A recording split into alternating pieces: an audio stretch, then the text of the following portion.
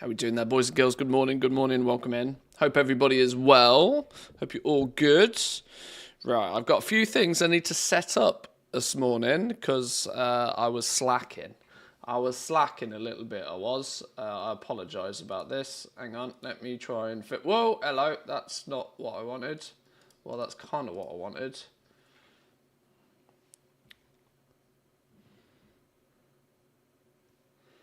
It's kind of what I wanted. Let's try that one. Boop. Oh, it's a bit big, isn't it?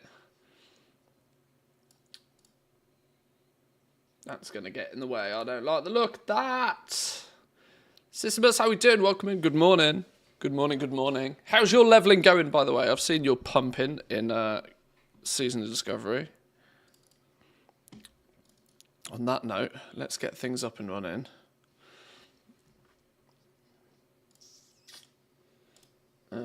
You need to move up a touch. Whoa, whoa, whoa, whoa,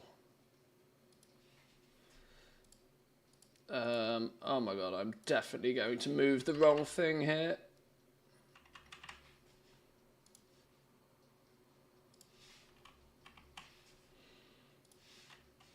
No, oh my god. I know I should have done this before I started the stream. I'm a terrible human being.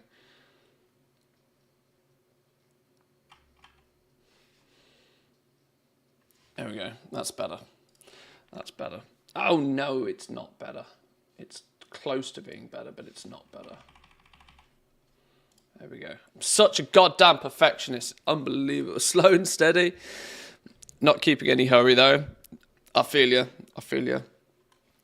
I think I hit 35 last night. Turn the tunes down just a touch. I think I hit 35 last night. We're getting places. Firstly, of course, good morning, good afternoon, good evening, all who are joining both live and who tune into the VODs at a later date. Nobby, welcome in. Good morning. How's your week off going so far? Hope it's well. Hope it's going well. It's pancake day in the UK, so everybody should get their pancake batter out and start doing some flipping. Not just flipping to make gold in World of Warcraft, but flipping to make some pancakes. I believe it's pancake day anyway. I'm going to feel like a real fool if it's not. Shrove Tuesday, right? That's today. And then we've got we've got Valentine's Day tomorrow. I should probably do something for the wife. Oops. Coffee first thing this morning, though, is good. Javi Heels, welcome in. Good morning, good morning, good morning. Good morning, hope you're well. Javi or Yavi? It depends how you pronounce the J. Right, let's get it up and running. Go. Classic. Go, go, gadget, go. Like an H. Have it. Javi. Okay. Either or. Welcome in. Good morning. I hope you're well. Right. Let's say I did hit 35. I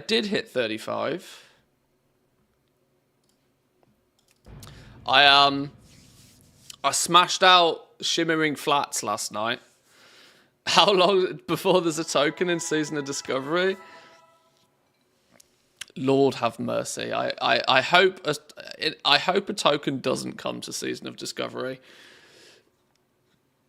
I don't think there's the same requirement for a token. Season of Discovery is a bonus game mode.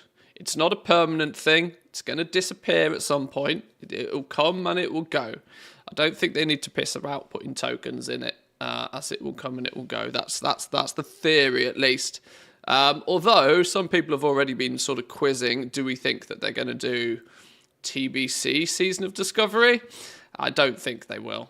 Unless they rename this to be some sort of like, you know, classic wild or something, you know, just where they kind of do funny and stupid things from time to time, just, you know, just to test things out, see how they work, see how the player base reacts to it, that sort of stuff.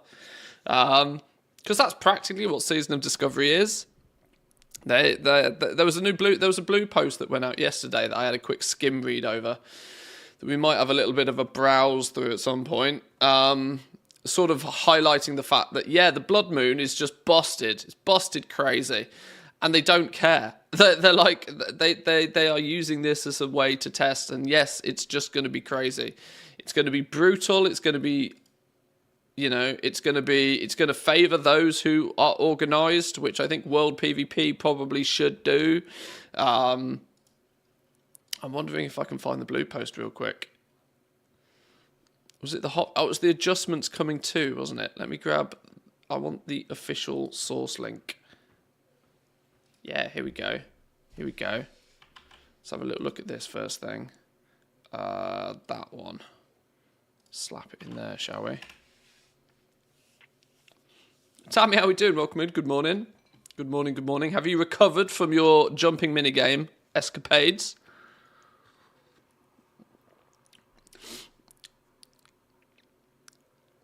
Gutted most of the house and chilling today? Good stuff. Well done. That's what we like. Ace, welcome in. Good morning to you. Welcome.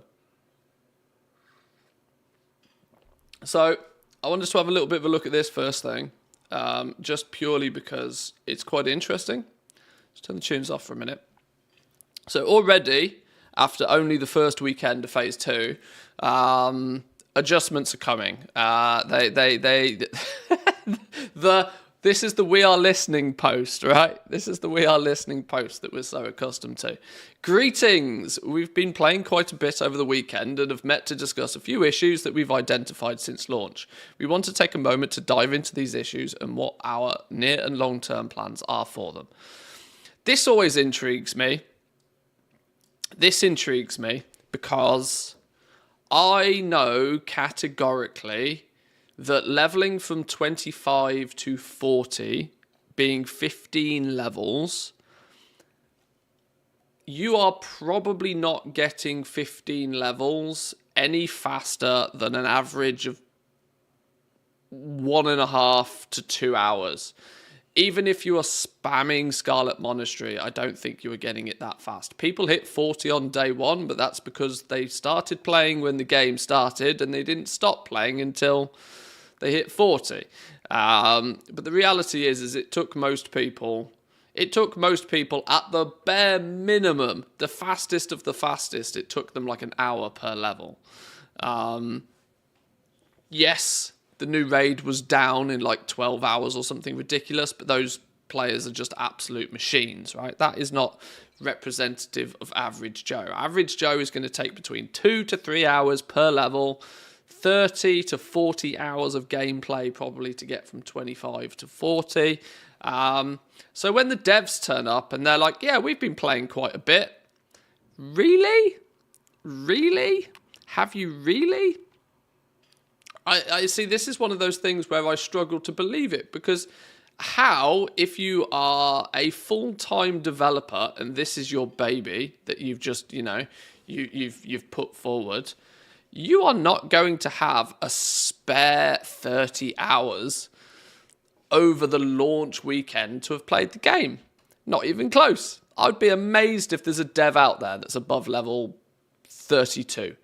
I can't see how there's been enough physical hours since the launch of it for a dev who works at Blizzard and this is their job has any opportunity to.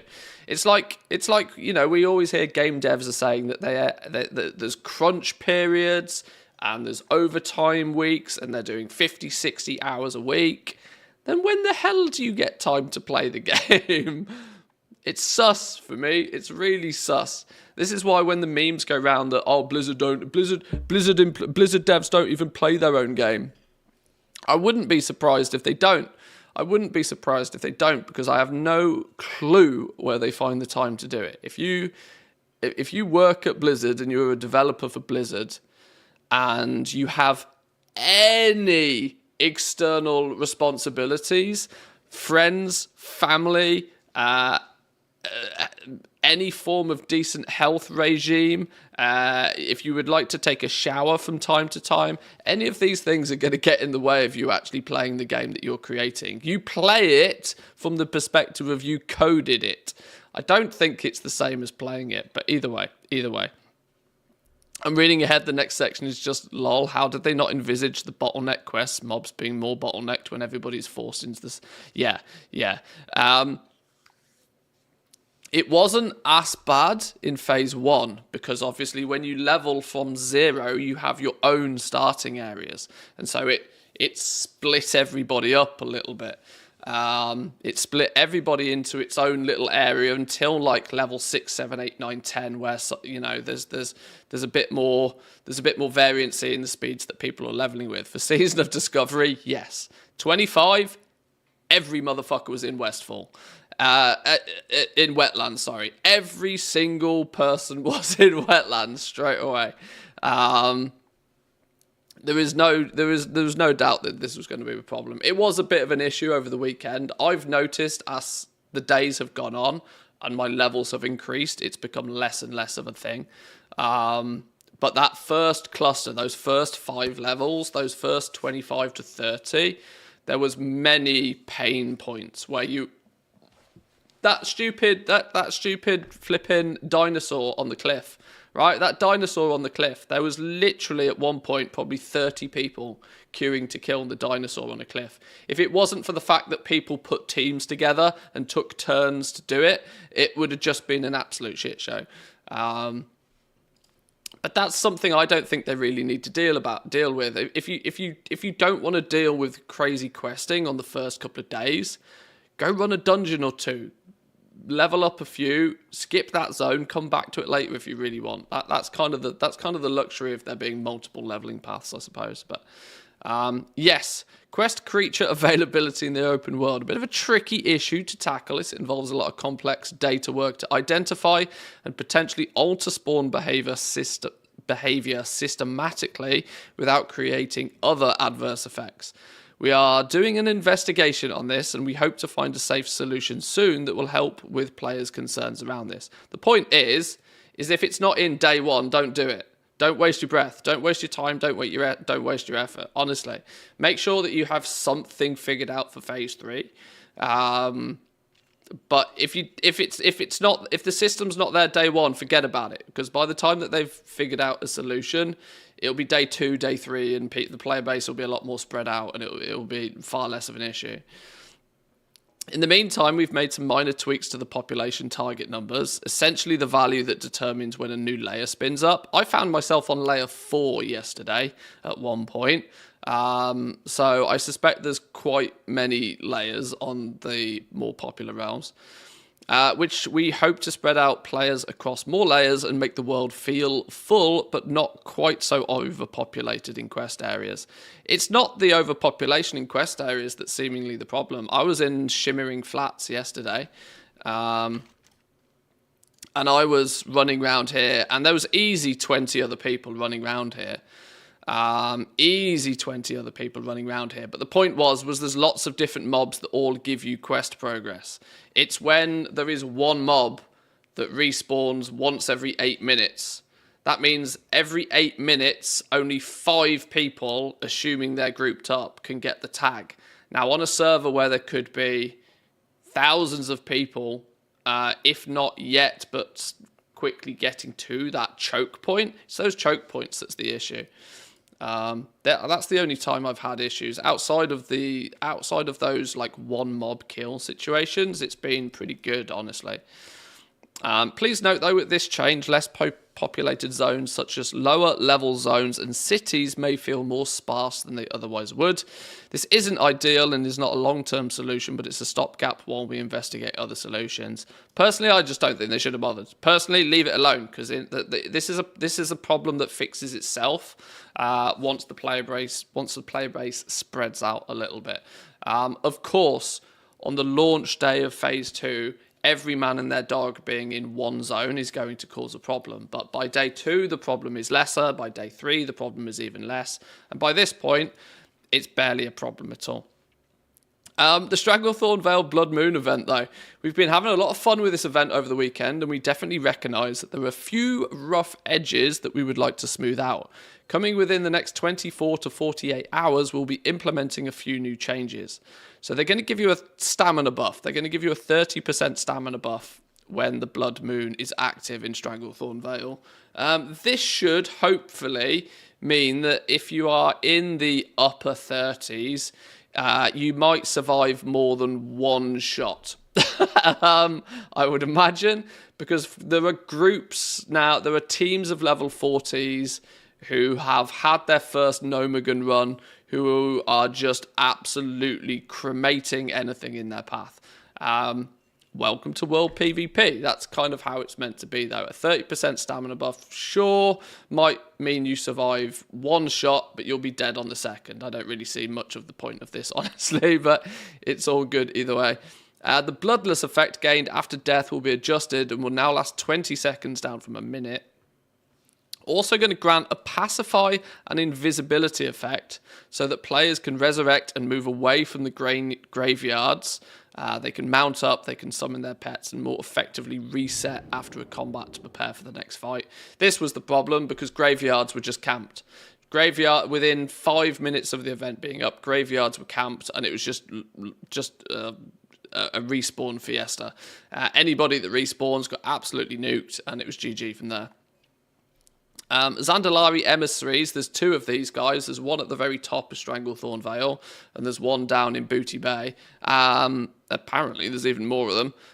These are the guys you can speak to. Whilst you're leveling, probably, there's a good chance you don't want to be doing too much world PvP. If you've just stepped into Stranglethorn Vale and you're like level 29, 30, 31, you're just going to get nuked now. Like, you'll be dead within a second. You can switch off the Blood Moon event for whilst you're leveling if you wish, and you can maybe, switch it back on as and when you want. They're going to make it a bit easier to figure out where these guys are. Please note this list of changes is not comprehensive and does not address all the issues we'd like to address with the event. There are changes we'd hope to make rapidly to make the experience smoother in the short term, while we observe player behaviour and determine the needs for additional adjustments going forward. Once again, I would kind of like them to just kind of take a bit of a hands-off approach, honestly. People are leveling up. It's going to feel totally different when the vast majority of players are 40 than it does now, where the vast majority of players are between level 30 and 35 in Stranglethorn Vale. And people who have zug-zugged to 40 already are just nuking people because they're 5-6 levels ahead. And in Classic, that's the difference. That's monstrous amounts of difference, right? So it's going to feel completely different when more of the player base sort of levels up, I believe they don't actually have the chops to fix the code and they aren't fans of the game, or else bugs would have been fixed in Wrath Classic. I don't know so much about Wrath Classic because I don't play, but my overall opinion is that I would not be surprised if most of the devs don't play the game, because my understanding of what goes on behind closed doors at Blizzard is not favourable for people to have leisure time.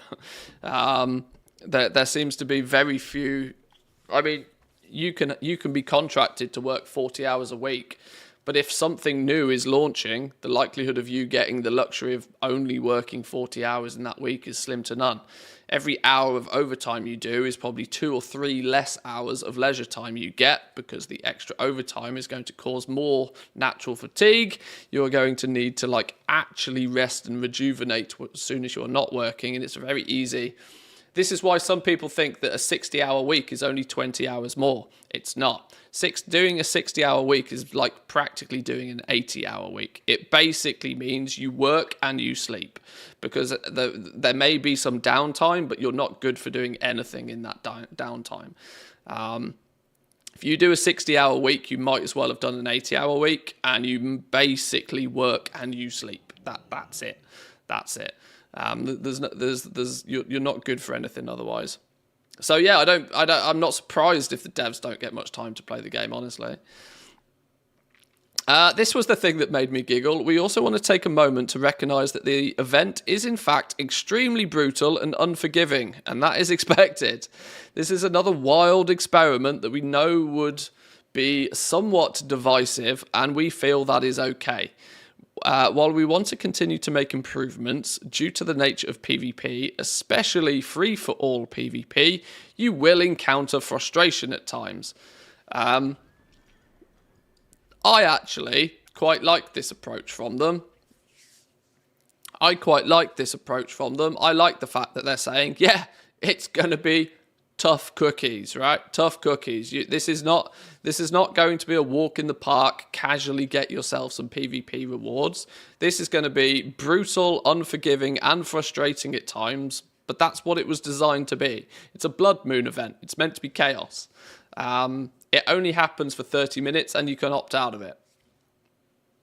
Go for it. Do your thing, right? The rewards we've added for it are also tuned deliberately in such a way that they should be relatively easily obtainable, often requiring just a few events to obtain, and should not be considered mandatory for anybody. Despite being epic in quality, the weapons and the accessories are roughly on par with the level 40 blues, and are in most cases inferior to the equipment that you can go and get from Nomagon. If you find PvP frustrating, it's okay to steer clear of this event and pursue other paths for power progression. I would also like to point out, the thing that frustrated me a lot about this to begin with was the fact that it's in STV, Stranglethorn Vale. To me, one of the most iconic leveling zones from 30 to 40. There are some people, and I believe it's probably entirely possible to hit Stranglethorn Vale at like level 32 and never leave there until you get to like level 38, nearly level 40. There's an awful lot of content you can do in Stranglethorn Vale, and if you're not using like a questing guide or something that will send you to other areas of the game, if you choose to just work through Stranglethorn Vale, you can spend a long time there and get a lot of levels. And I would imagine that would get mighty annoying if, the Blood Moon keeps getting in your way of completing the stuff that you want to complete. But it's meant to be brutal. I like that. I like that they're kind of standing their ground on that, honestly. 60-hour plus weeks, been there, done that. Take into account your commuting time and your day is literally done. 2 days off equals just too tired to even want to log on and play games. Never again. Yeah, 60-hour weeks are like I said, you might be, you're only being paid for an extra 20 hours, but you are losing 40 hours. This is what people need to always bear in mind when it comes to doing overtime for companies. There's 160 hours in a week. You probably sleep for 40 of them. You work for 40 of them. So the other 40 of them, however many of them, should in theory be for your own personal usage. Hang on, 7/8 of 56. You should probably be sleeping for 56 hours a week, to be perfectly honest. You should probably be sleeping for closer to 60 hours. If you're actually getting a proper 8 hours sleep in. So yeah, 60-hour work weeks are not friendly. They're really not. They're really not at all. The Epic 2-hander from the PvP vendor is almost on par with the Epic 2-hander from the new raid. It's pretty much mandatory for warriors, and the Epic 1-hander for warriors. It probably is what would sit easily on, if you were to make like a pre-raid BIS, it's absolutely on the list. Is that what we're saying? And is still competitive into the raid. So in that case, it also should not be mandatory for anybody. Is kind of, well, it's not mandatory, but it's still gear you're really going to want. So I did see a video yesterday of a warrior getting 3-shot by a hunter, a melee hunter. That was quite funny. That amused me somewhat. Poor warriors. You're meant to be the armor-clad tanks. You just get nuked. Oh dear. There are some class adjustments coming. Balance. Balance is getting nerfed. We intend to follow our once-per-week class adjustment schedule and take the time needed with class adjustments to not make too many changes too hastily, particularly when it comes to power reduction or quote-unquote nerfs. You can expect to see the first full round of class adjustments arrive within weekly maintenance within your week, within the February 20th, so, next reset. That said, there's one major outlier we intend to tackle before then, and we intend to make the following adjustments to balance druids. The base damage of Star Surge has been nuked by 30%. Good. Star Surge was one-shotting people. Literally one-shotting people. Additionally, we've identified and fixed a bug in the Star Surge spell power coefficient, and this has now been corrected. Star Surge should be properly gaining 42.9% of spell power as damage now as intended. We were talking about this yesterday, and I was talking about it from a hunter perspective, melee hunter perspective, which is another one that I suspect will get heavily rebalanced.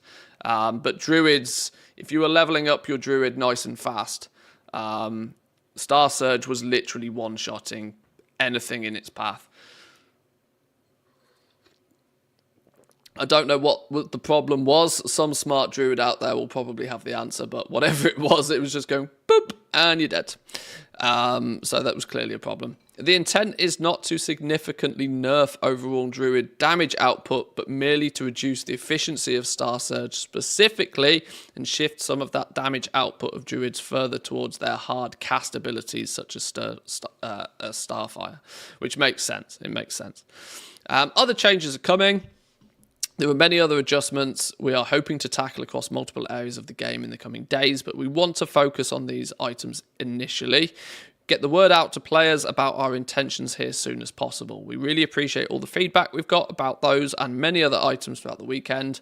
We'll be issuing a number of hot fixes later today for the issues listed, plus many others, and those will be viewable in the normal location on our official forums. So, yeah, there. Few outlier scenarios. I suspect hunters will get slapped. Melee hunter is doing absolutely disgusting things. I'm so tempted to go get well, I'm not level 40 yet, so I can't fully take advantage of this, but I'm tempted to go get the new runes for a hunter and just to see what all the fuss is about. But I don't particularly have the gear or the levels or anything. I don't have my stars aligned with that, unfortunately. I do though have level 35 under my belt. We are level 35. 10 down, 5 to go. Actually, level 34 was incredibly quick. I banged out level 34 in I think a little over an hour. We smashed level 34. But that was due to the shimmering flats. Do not snooze on this area. Do not snooze on this area if you're leveling. You pick up like you probably 7 or 8 quests from the center of this area, and then you just run around the outside nuking everything that you see. You spend basically the entire hour permanently in combat, killing things, collecting things, and then at the end of it you've got 6 or 7 quests to turn in. Really good. It got me almost an entire level really fast, which I was much less happy about because level 32, level 33 were ridiculously slow for us. I need to make sure I've got my sleeping bag buff on the go, don't we? Let's get the sleeping bag out. Can't snooze on 3% bonus XP. Can't snooze on it. Ha, no pun intended. I guess we can snooze on it. Right, time to chill here for 3 minutes. Went into the raid with my guild last night. It's much more fun raid than BFD. There's actual mechanics. I wonder how they're going to overcome the negative stigma of Nomagon. I say this from a very personal experience. Nomagon for me is one of the worst dungeons. I absolutely hate the place with a passion. Now, of course, it's not a dungeon now. It's a raid, and so things are different. But I despise the instance and always have done. So I can only think that other people may have a similar opinion, but no blue post on providing a trampoline for getting the sleeping bag. No, maybe not. It's all right. You've done it now. It's GG. I had no experience with Nomagon ever. It was my first time there, but it was solid. But I've heard other people hate it. Yeah, I mean, I've ran it any time when leveling a character. If you do the random dungeon thing, soon as I get into the Nomagon range, I'd stop doing random dungeons and I select everything but Nomagon. It's just, I just despise the place. I can't really put my finger on exactly what it is. It's an unnecessary, complicated maze that is just you I don't know. Something about it I just don't like. I never have done. And I know I know my thoughts on that are not too unique. I'm quite sure there are other people that are not particularly a fan of the place, but hopefully that won't prevent people from trying it, at least. So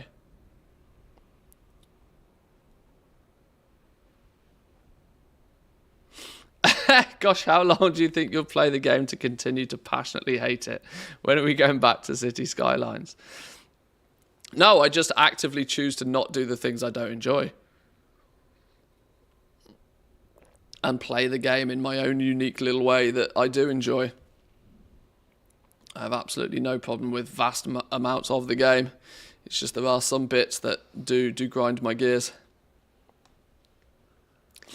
Might not have been as bad for me because one of our guys knew exactly where to go. That'll help. That's how I got into goal making. I'm a terrible group player and don't like mechanics and find rotation harder than my real job. Yeah, goal making does encapsulate and does hold a lot of people who are not so much of enjoying the other parts of the game, you know. Talking about City Skylines is in an interesting state at the moment. It's seeming that huge amounts of the big-time content creators are going back to City Skylines 1 just because it works, which is must be a scary situation for, what is it, Colossal Order? As the game you are meant to be actively squirreling away at is not so favoured by your free marketing outlets. You should have 5. We need the cleverly inscribed letter and Farron's report. I don't ever remember putting them in my bank.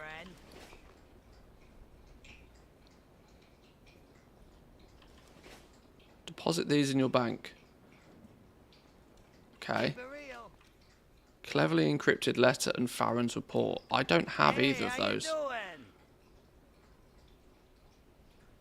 Oh, cleverly encrypted letter. Did I never put them in the bank? Is that what?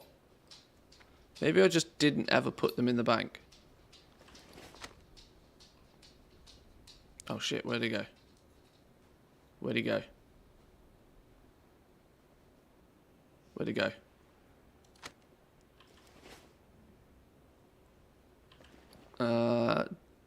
I still have my Blackwood nut sample in the bank. I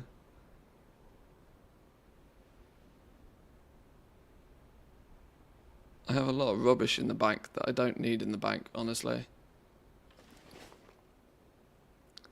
No, I definitely don't have some report thing. Okay. I guess that is what it is.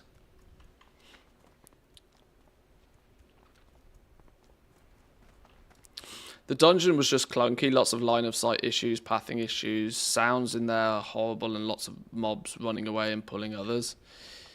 Yeah, there's that. Yeah, they do run away and get feared and stuff, don't they? It's been, to be honest, it's been so long since I've actually been in Nome again. Podzik sent you, huh? You know, Podzik was one of the most respected tinkerers in Undermine before he retired to start working on the racers.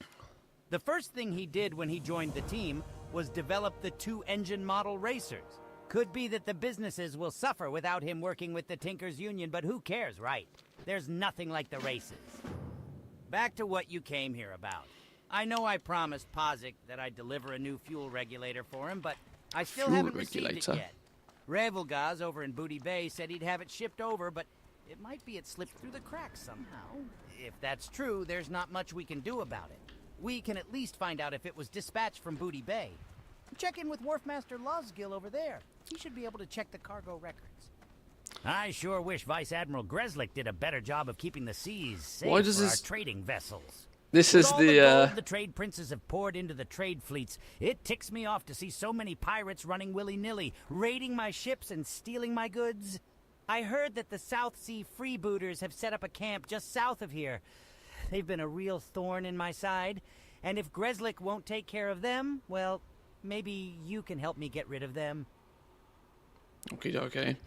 The voiceover AI, I absolutely love it to bits. The only downside is that the same character often has a completely different voice every time you talk to them, which is a bit weird, especially when you hand in one quest and then take another from the same dude and his voice changes. Go. Be good. But it's definitely better than nothing. Oh yes, parts for Cravel. I'm glad you're here. These things have been sitting out here for days, and I was afraid they'd rust.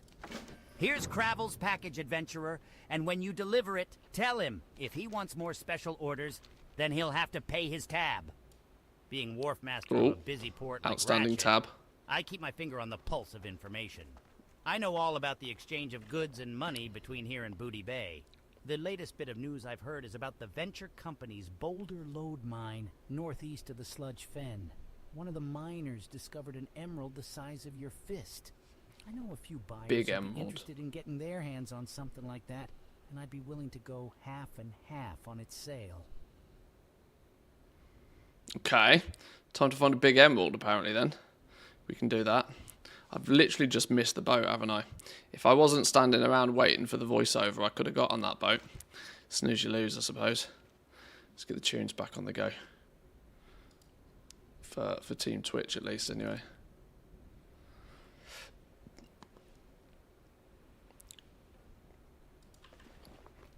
I'm just thinking, actually, I probably should have fixed my bag situation a touch before we rock out again. We can turn some of this leather into heavy leather.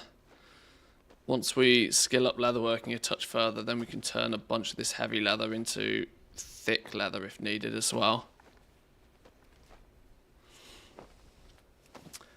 It's not questy. What do you use to quest? Yeah, I use Zygor. I've used Zygor mostly. It's pretty smart.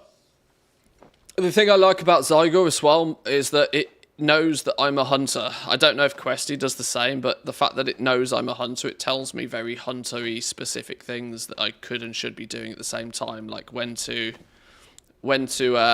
tame a new pet in an area to learn a new ability for your pet and that sort of stuff. And it reminds you, right, you should go back to your trainer now because there's something important, that sort of stuff, and tells you to restock on your arrows and all this sort of things. It really does seamlessly guide you through, which is quite nice. I can't say I've not tried. I mean, I have Questy Tracker, for tracking the quests particularly, but I don't use any sort of like pathing or whatever. Zygor gives me my arrow and tells me. This is what's actually meant that we've in leveling so far, we've bounced around quite a few different zones. I was mentioning earlier that you kind of can pretty much just live in Stranglethorn Vale if you wish for most of your level 30s. There's plenty of stuff you can do in here. But bouncing around a few different zones, picking up a few things, it's usually... it keeps things fresh rather than just grinding in one mob, in one zone.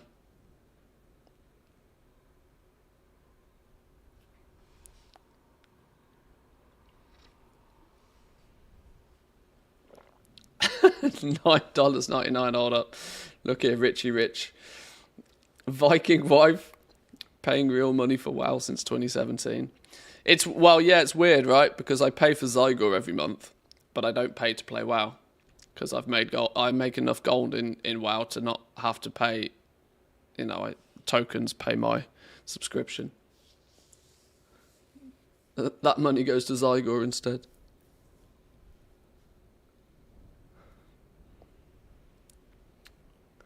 Come on, boat.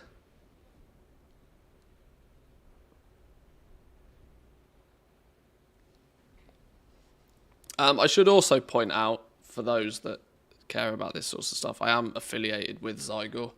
If you use my referral link, you will help support the channel out. I get a small kickback, a small commission.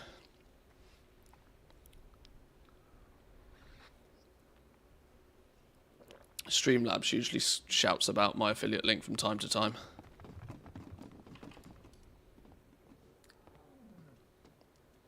I need to try and tap up Zygor for a discount code or something.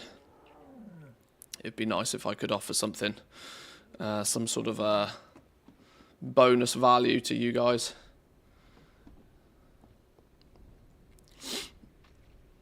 I'll see what I can do. On that note, where's Streamlabs this morning? Is Streamlabs alive?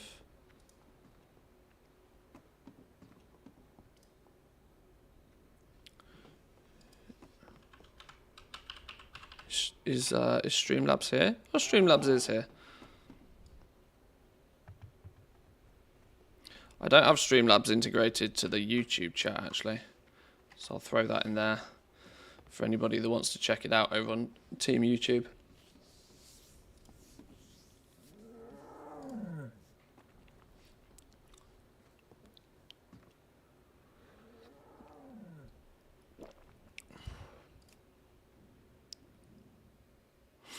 Ah, it's got level trackers in here. Yeah, look, see, I smashed out level 34, look. I did level 34 in 1 hour, 24 minutes. Absolutely killed it. Smashed it out the park. My previous levels, not too impressive, mind, but level 32 and 33, I can't remember what slowed me down on those, but I was doing we messed around. I had to fix my pets, and we did a bunch of stuff that wasn't particularly gaining us any XP. We also unlocked the sleeping bag thing and stuff, so that slowed us down a bit, but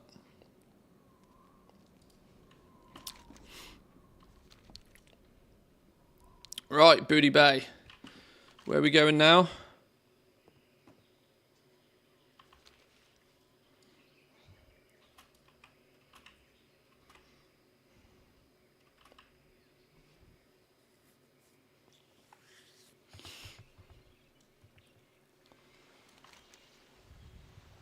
Goblin sponsorship. Oh, do we have... Can I... Oh, I probably shouldn't use this turtle meat, should I? I'm just thinking about some replacement food for Spot. We can feed him a few random bits and pieces. Is there there's like a cooking vendor or something out here, isn't there, surely? Let's see if I can quickly get some more meat before we move on too far. Let's turn you in. I see some interesting characters come and go here at the port. Watch yourself, adventurer. It's never clear who to trust, what with all of the shady activity that goes on here. Shipments to Ratchet? Let me just check the logbooks. No, the most recent shipment I have on record of going out to Ratchet were boots from Drizzlick. Hasn't been much else other than building supplies and tools. Definitely no race parts. No race parts. I'm afraid I can't be of much more help to you, adventurer. If you'd like to follow up on it more, I'd suggest you go hit up the Baron himself. If there's anyone who knows Revilgaz's business, it's Revilgaz. You'll find him at the tavern across the harbor, top floor. All right, we'll go speak to him in a minute then. Now, it doesn't look to me like you're the sort with goods that need shipping, so either you're looking for a job with my caravan, and there's no jobs to be had now, or you're probably talking to the wrong goblin. So, which one is it? Turns out I was wrong about you, and that isn't something that happens every day. It just so happens that I remember this Valinda you're looking for. Isn't every day that a night elf priestess that wants to travel with a dirty old, but great for your shipping needs? Caravan like my own. We split up on the way north. She was headed for Darkshire. The clerk there keeps all sorts of records. Might know something useful. Be careful in the jungle. It is a deadly place even at the best of times. Alright. Where's somebody that's going to sell me some meat? Maybe in the building. Maybe in the building. In the tavern. Oh, okay. So this is what they've done. They've put a huge, great big blood diamond looking thing above the emissary's head. It makes it a bit more easy to spot. Dog's making a racket in a water bowl.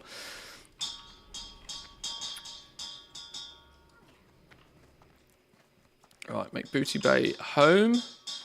Ah, food and drink. Yeah, give me some meat. Give me some meat. Okay, none of that is meat. What's the odds? What's the odds of Spot eating soft banana bread? I don't think he's going to eat soft banana bread, is he? Oh, but we are level 35 now. This means we can use higher quality stuff at last. Okay. He's not gonna. He's not gonna. He's not gonna. Just don't sit too close to the stove. It hasn't exploded yet today, but Oh, he'll eat fish, won't he? I think you should sit elsewhere. He'll eat fish. Hang on, let me double check. Pet. Meat and fish. All right then. Well, some striped yellowtail will do him. Striped yellowtail. 1, 2, 3, 4. Let's take a stack of that. So once we finish our meat, we can swap it out. Sweet nectar can now be replaced with moonberry juice.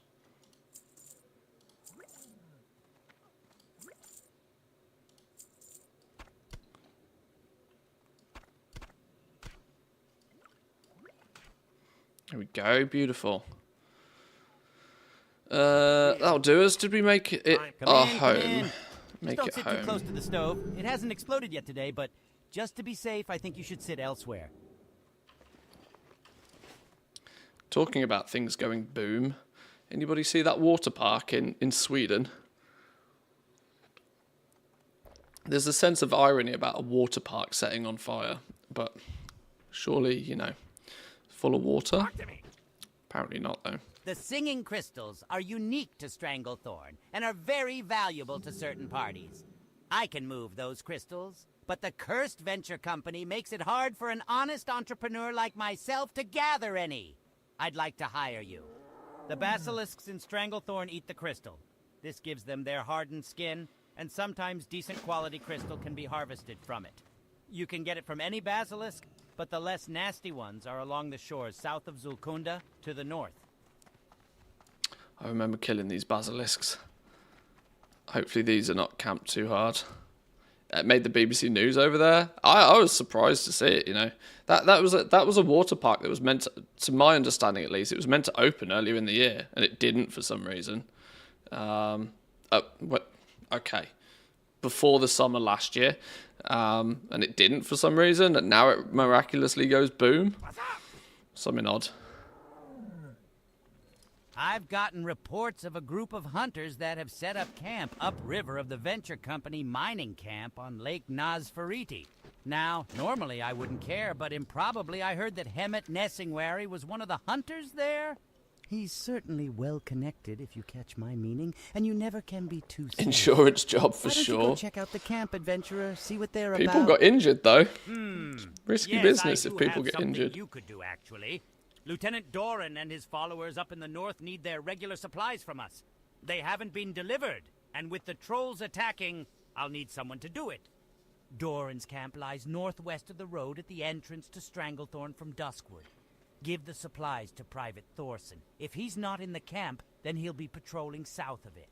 He'll take care of them. Mind you, if you fail, you'll owe me restitution.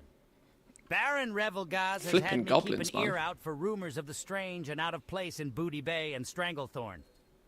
I don't usually put much stock in ghost stories, but I heard some sailors in the tavern talking about a haunted island off the coast.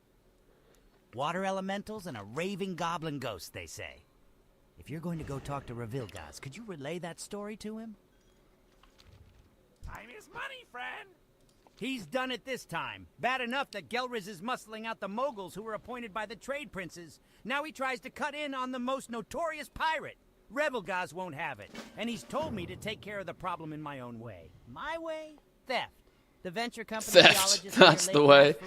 Are deeply interested in those strange blue crystals they have been finding in the mines. Bring me samples of the stone from their geologists. I don't care what you have to do to get them. I like the goblins even more. Now I'm actually listening to the quests for once. Welcome to Booty Bay, partner. I hope your stay in my town is enjoyable and uneventful. Emphasis on the latter. We've got plenty of drink if you're thirsty, and plenty of bouncers if you're antsy. Now then, what can this humble servant of the Steamweedle cartel do for you? better still. What can you do for me, eh? Interesting. Some time ago, I seem to remember reading a book once that suggested... Ah, of course, a troll legend it was. If what Krasek reports is true, perhaps I will soon be able to add the Stone of the Tides to my collection of ancient artifacts and relics. If there is indeed a goblin mage and water elementals haunting the island, it could mean the Stone of the Tides can be mine. I want you to locate this haunted island, find out what's going on. Oh, and if you perhaps want to find out more about the Stone of the Tides, take this script to the Stormwind Library. They should be able to find you a copy of the book I first came across the legend in. Could it be that Gazban actually discovered the stone?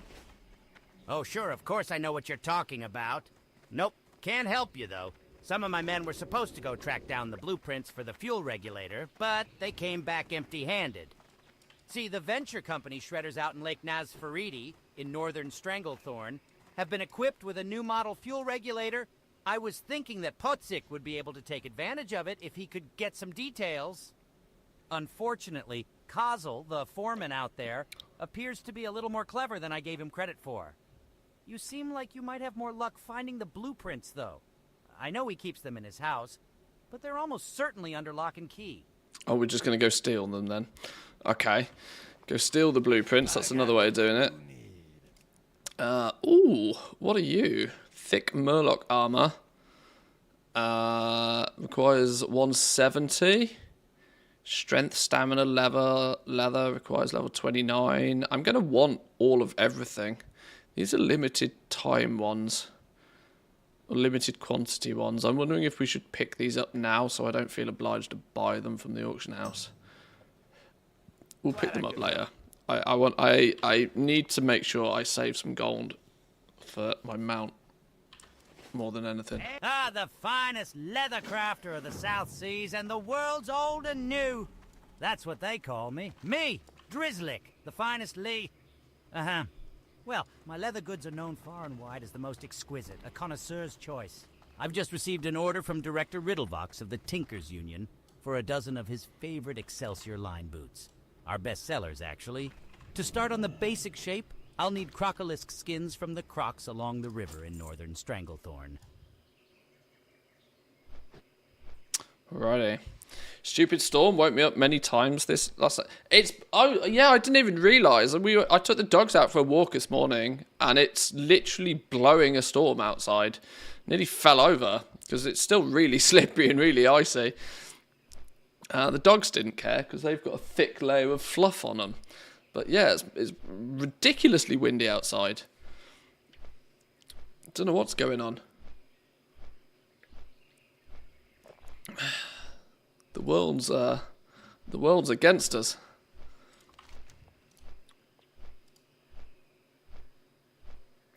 Oh, we're flying to Darkshire to then run back to the north of Stranglethorn Vale. I see what we're doing. Stupid storm. Now I'm all tired. I actually woke up at like 5 o'clock this morning with a nosebleed, believe it or not. No idea what was going on. Woke up, the side of my face was all red. Pillow was in a state. I thought I'd just sneezed, and then I was like, hang on. This isn't sneeze level moisture. This is something not right. Went downstairs, cleaned myself up, nearly fainted. Had to lie down on the kitchen floor for 10 minutes so I didn't pass out. Something not quite right. Maybe it was maybe my body was fighting against the storm. No idea what was going on. Clearly just needed coffee though. Mrs. Manthius elbowing you in her sleep. Honest love? Well, who knows? Who knows? Either that or my brain is just like so powerful it just didn't have anywhere to go and just started coming out my nose, clearly.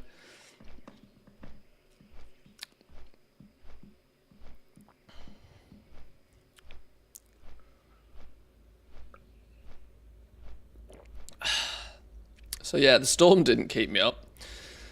My brain trying to escape kept me up instead. Sorry, I apologise. That could have been too much information for some people, but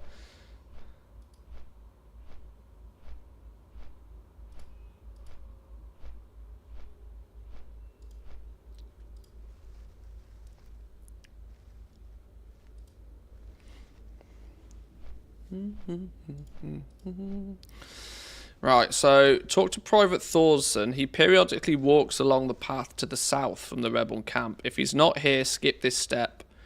You'll have another chance to turn in this quest later. Wasn't he the same dude that he then gets killed or something and we have to... No, I can't remember. There was one quest in Stranglethorn I skipped a while ago because it only happened every half an hour or something. Stitches! Poor Stitches. What's going on? He's getting pew-pewed. Right, you can fight that war yourself. We had a storm in my city too. It took out traffic lights in at least 2 intersections on my way home, but cars were actually moving in order. What a miracle. There's an interesting thing about traffic lights. Traffic lights do not benefit traffic in any way, shape or form. Traffic lights actively slow down traffic, and traffic lights actually cause more accidents. Traffic lights are not a safety thing. With all the strange happenings of the last few years, I keep as good records. It's been studied that if you take traffic lights away from a junction and you just have a natural crossroads, the safety of that crossroads actually increases. The only benefit traffic lights have is for pedestrians. That's literally it. I can hardly imagine a night elf priestess. But so many cities just put traffic lights everywhere, and it just slows everything down. Just the other day, Caller came into town with a string of their heads. He works with the Caravine family, hunters of demons, undead, and other monstrosities. Speak with Jonathan. There was this... Oh, I can't remember where it was. It was in Belgium or something. I can't remember where it was, but somewhere they...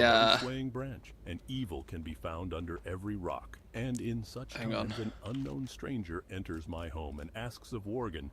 I'll ask no forgiveness for my suspicions, only answers. And answers I will have. Your story rings true. Okay, we are meant to pick this quest up. Motives, but if your business here in Duskwood involves I'm going to pick it up again in a minute. Worgen in any number, then I can forego understanding for results. Hang on, I've completely forgotten to listen to hear this quest. They appeared out of nowhere, but from what we know, that is where they first were found. Go about your business, but I would ask that if you find anything of import, you share it with me. We will accept any aid in our war against evil. Okay, I missed far too much of that quest text. Oh well. Slowed down to watch out for incoming cars, but did not slow down for that poor pedestrian. Yeah. Humans should pay attention. If you're going to play a game of chicken against a car, you are likely to lose either way. There's no winning that situation.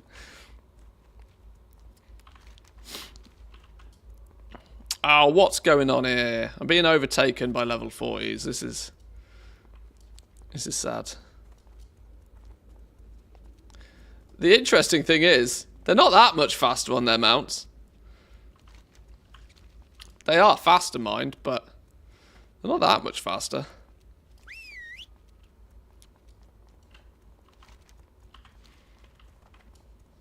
Good old hunter privilege aspect of the cheetah. Literally best in slot ability in the entire game. Oh god, I need to pull my finger out. Look what's happened again. Leveling in 8 hours. 6,000 XP an hour.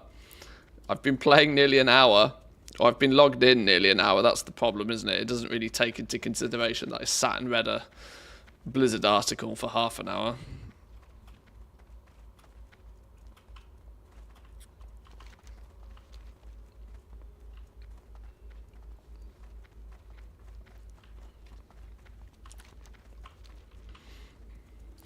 If we're level 35 now, let's say a conservative 3 hours, because I piss around and do other things. In 15 hours time, I could potentially be level 40. So considering it's midday now, if I tried, by tomorrow I could be 40. I'm not going to be though. That'll have to be the goal for tomorrow, I reckon. Whatever we don't do to get to 40 today, we'll do tomorrow, I reckon. It's Wednesday tomorrow, isn't it? It's Wednesday tomorrow, double stream day. Easy business. Easy business. I mean, it's technically Valentine's Day as well, but we'll ignore that for a minute. Me and Mrs. Manthis have already mutually agreed that we'll ignore the fact that Valentine's Day is landing in the middle of the week. We'll just celebrate it at the weekend. Go for some food or something. What? This is a dangerous place, adventurer. Be careful around here. Safe travels. These landmines will help us defend ourselves from that animal Curzon and his men. Thank you for bringing them. If you need further work, I can probably find something for you to do, and you won't have to deal with those goblins. HM? HM. I don't think that's meant to be. Can I help you? The second rebellion. We're fighting a losing battle with Colonel Curzon. Not only is he a brilliant tactician, he outnumbers us at least 10 to 1. To survive, we need to use his own covert tactics against him. Enter his camp to the east and kill his men. Lots of them. And get out before reinforcements can close on you. Safe travels. Farewell. Accepted the second rebellion. Why didn't it accept it?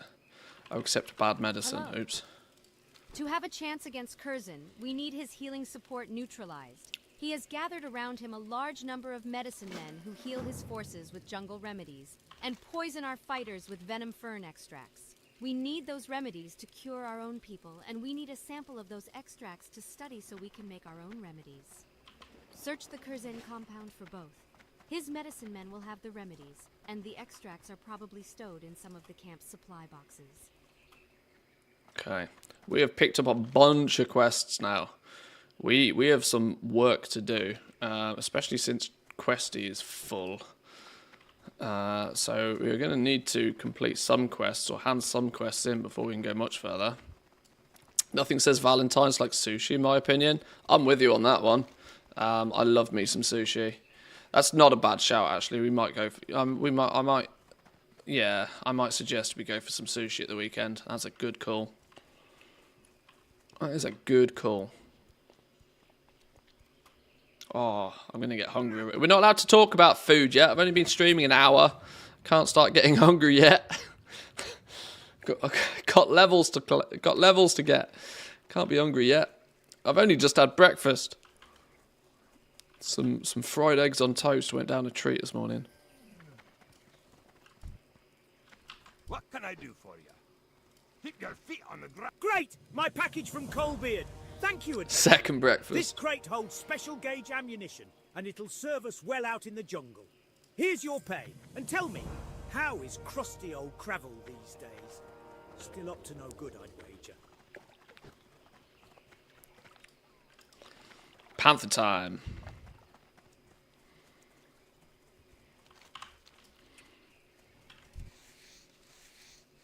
Where even is that druid? Oh, you're over there. Just nuking things from the other side of the map. Flipping druids and their Africa distance level abilities. Unbelievable. Hello, no food talk, I'm in. Yeah, sorry. We steer the conversation in the direction of food way too often, and it gets me hungry. It really does.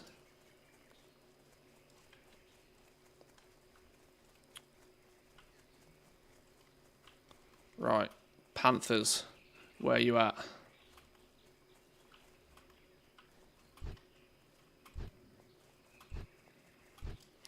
We were looking for Stranglethorn tigers up here the other day, and all we could find is panthers, so maybe now we need panthers, all we'll find is tigers, clearly. Well, let's clean up after whoever was here and left all of these corpses lying about.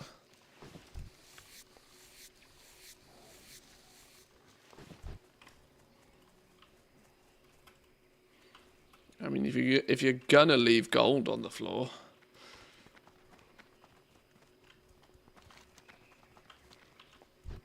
what do we also need? We need panthers.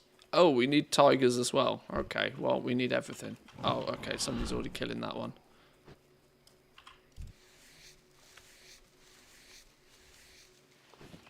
Second breakfasts. I'd be down for second breakfasts.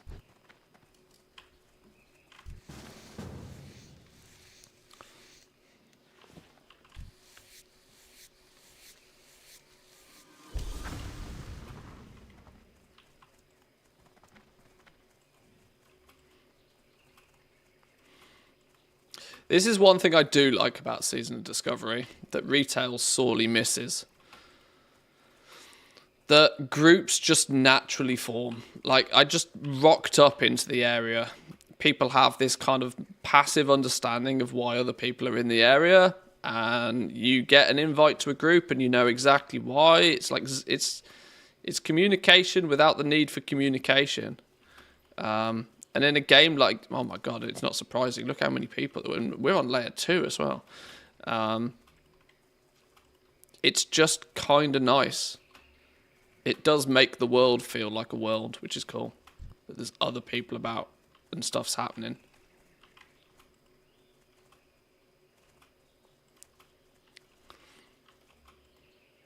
Need to hyperspawn the dumb cats.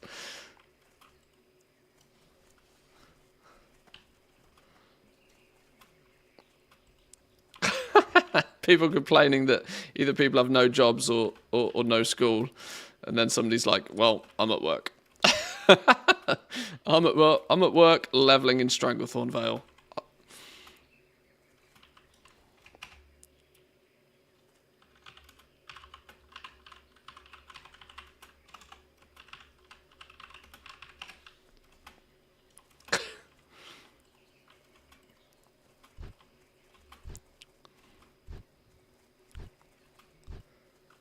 There's a raptor.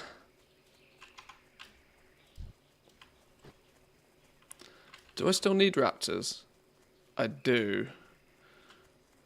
Maybe I can lurk over here for raptors. Did whoever was killing that die?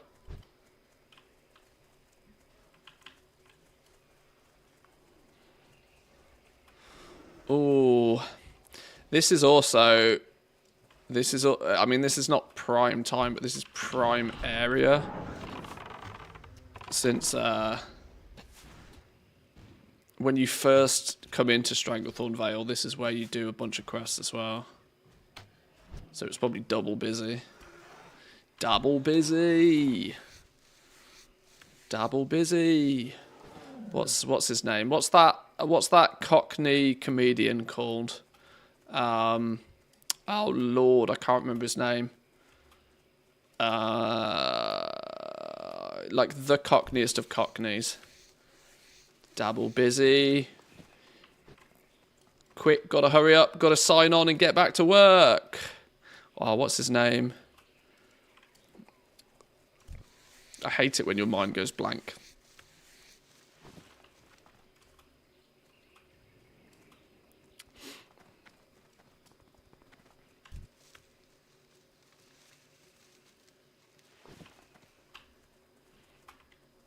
He's on the panel shows all the time. What the flipping hell's his name?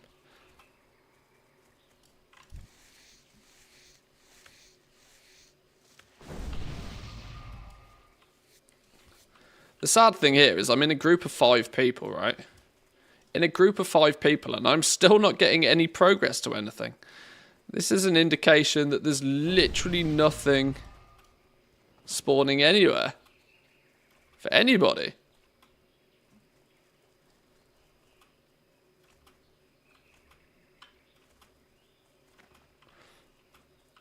No, not Danny Dyer. Although he is, yes, another. Danny Dyer's more of an actor, isn't he? He's not a comedian. He's one of those accidentally funny people. I don't know how better to describe that, but people who are just funny without kind of trying to be funny. Obviously, comedians are trying to be funny. They're writing jokes and they're saying funny things. Danny Dyer is accidentally funny because he's like he just is funny.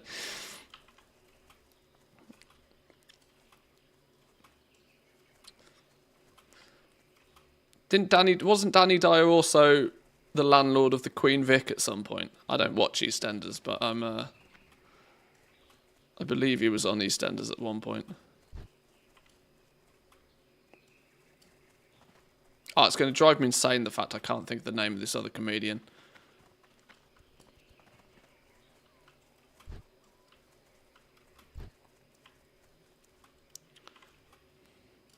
Mickey Flanagan! That's his name. I remember now. Mickey Flanagan. He's very funny. If you haven't seen his stuff, he's very funny.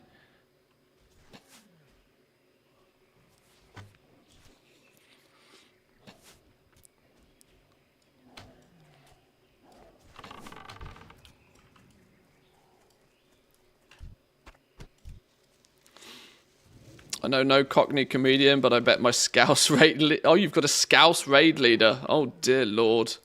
How does that not put you off the game forever? It's not gumdrops, is it?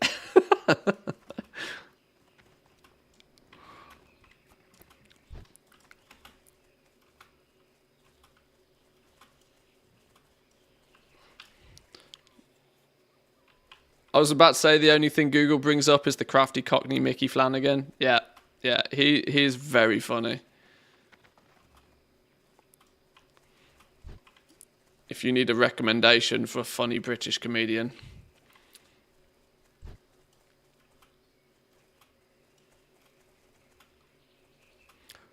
Very sort of very working man's class kind of comedian. Oh, a raptor. Quick, kill it. It took me about 3 months to understand him at first. Yeah.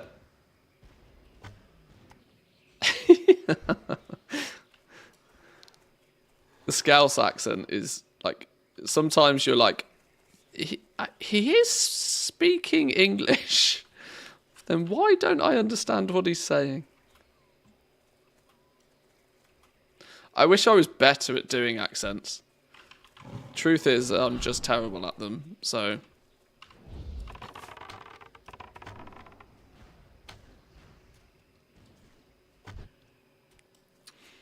Because doing an accent is all about, you know, bending your... enunciating words in just a different fashion, but I'm no good at that. I can barely talk regular English half the time. Oh shit! Dummy raptors. Dummy raptors. What do I still need? Tigers. Panthers. Oh, another tiger. Panther. Where'd he go? Where'd he go? Ah, these flipping stealthy sons of... stealthy suckers. Where'd you go?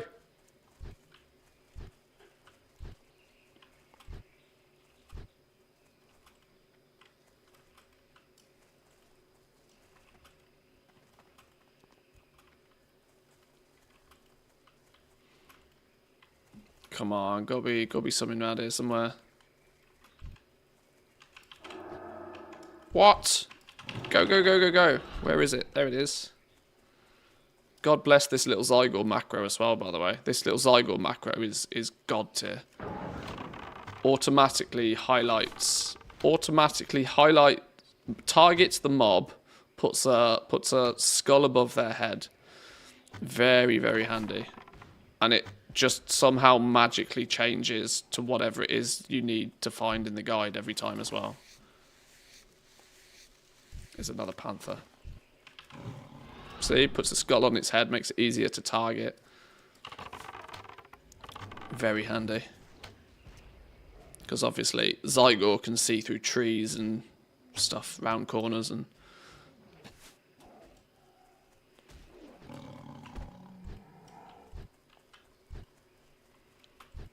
Right, 4 more tigers. 4 tigers, 3 panthers. There's a tiger. Snooze you lose, fella.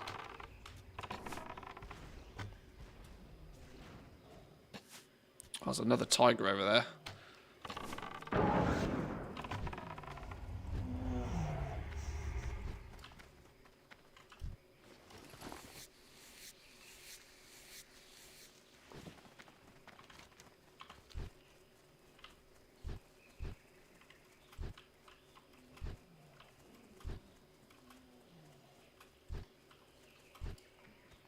Ooh, free skin. Take the free leather. There's another skinner in our group somewhere here as well.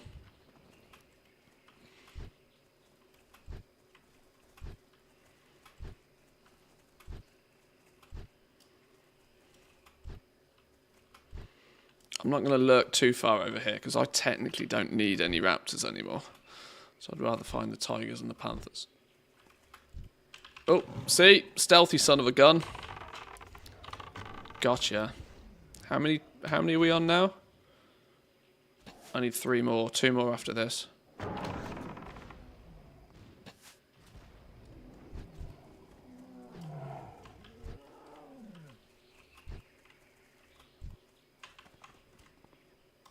Somebody's killing one over there. Nice. Let's make sure we get close enough that we get the tag credit. 9 panthers. Oh, another tiger. Ah, it's all coming together now. All coming together now. Genius, this.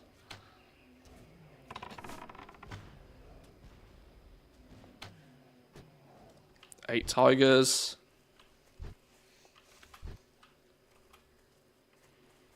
One panther. 2 tigers.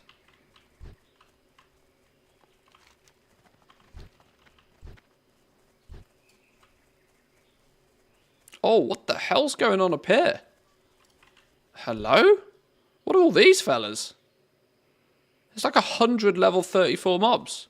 Can we just farm these?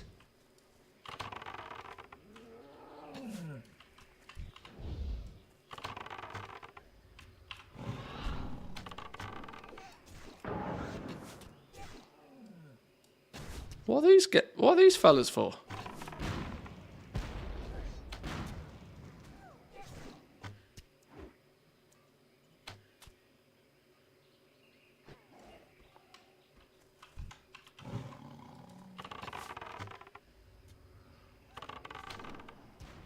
I suppose I could probably got to be careful not to pull a whole bunch of them at once, but I wonder if these things like respawn fast.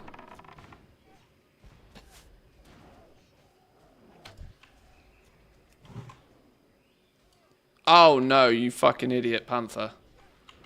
Okay. I will give this a go, but this could end very badly for Spot.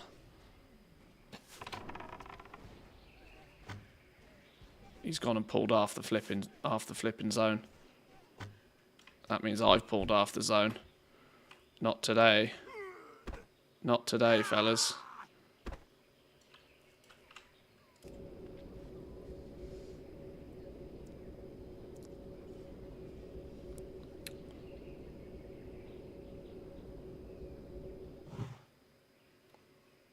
Oh, now he's sad. Give you a Snoopy, well, a fish treat. You eat that while I do some skinning. Oh, how somebody just got credit for a panther and I didn't? That's not cricket. Am I too far away to get credit on these kills? Oh, there's one here. Here's the panther I need. Everybody else has got their panthers now.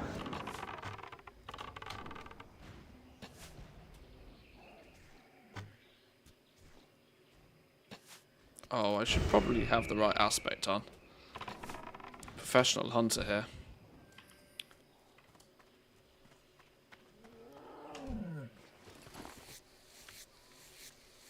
Right, 2 more tigers. 2 more tigers. I know tigers spawn around here somewhere, so I might just lurk. And just pew some of these guys in the meantime. Killing something is better than killing nothing, you know?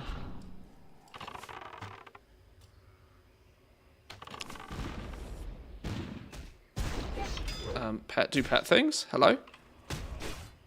Spot, please.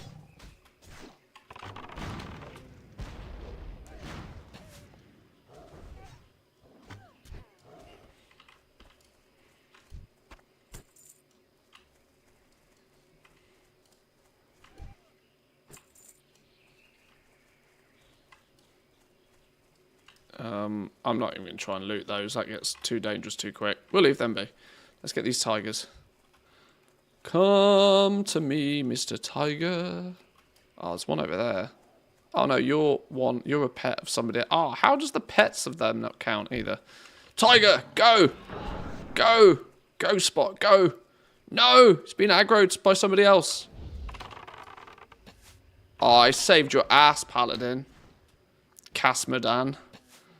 Saved your ass.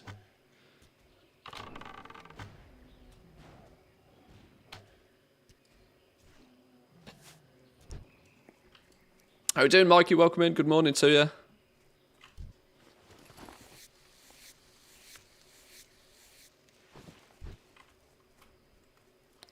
Come on, one more flipping tiger. One more tiger.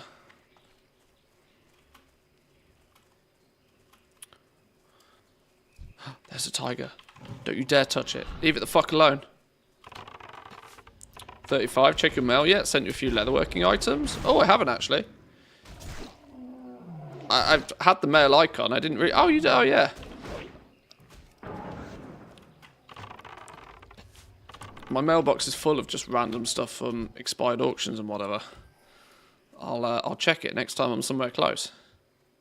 Appreciate it. Singing crystal shards. Okay, we are way out. Whoa, hello, what's this? Tumbled crystals? Oh! Whoa, hello, Panther. Chill. Oh, okay.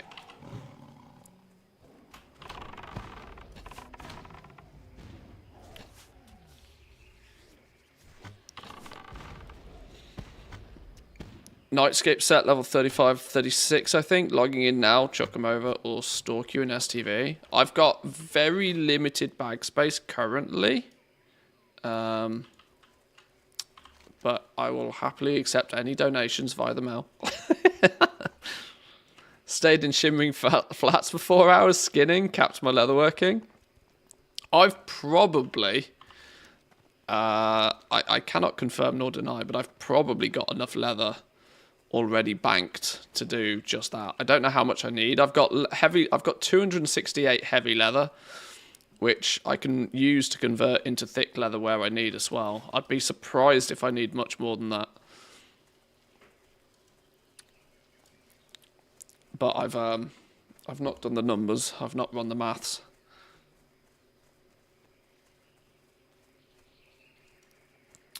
But yeah, it's prepare to be surprised. Okay. I'll probably ding 40 before I look at the professions, if I'm honest.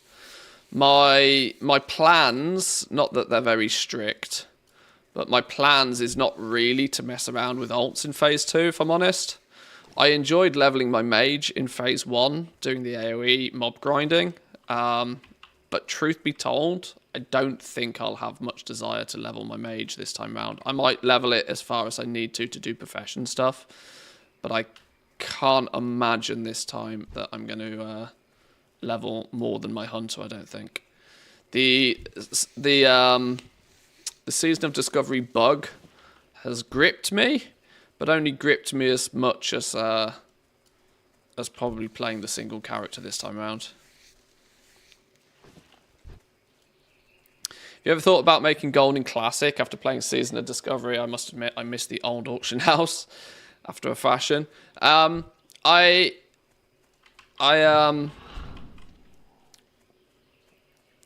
It's weird for me, right? Because I've made gold in the game for so long. I did it throughout all of Classic when it was like original. The thing that I like about retail goal making is that it's often something new and fresh that I haven't done before. This is probably one of the reasons why actually Classic goal making has not really grabbed me.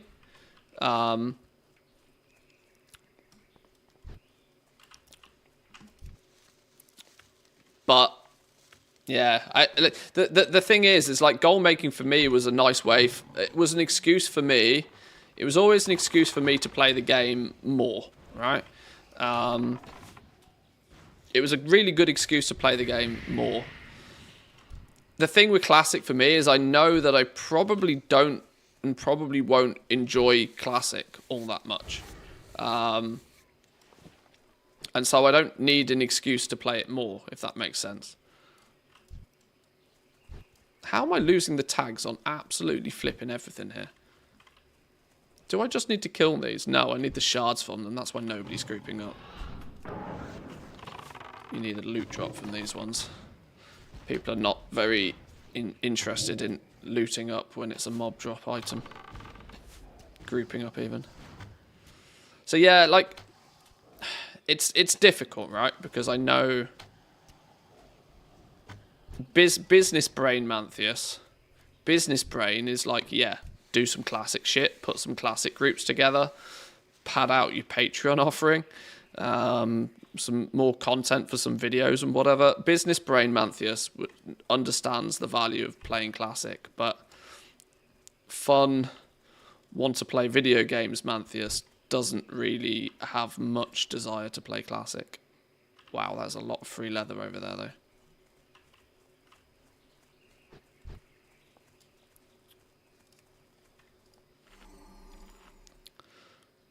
And I vowed from the very beginning that if I was going to do any form of content creation for a living, I would I would strongly only do the stuff that I enjoy. The second it turns into an actual job, then I'll reconsider my options. Oh, these were just the baby ones. Oh, do these still skin for the same? Oh, they do. Haha.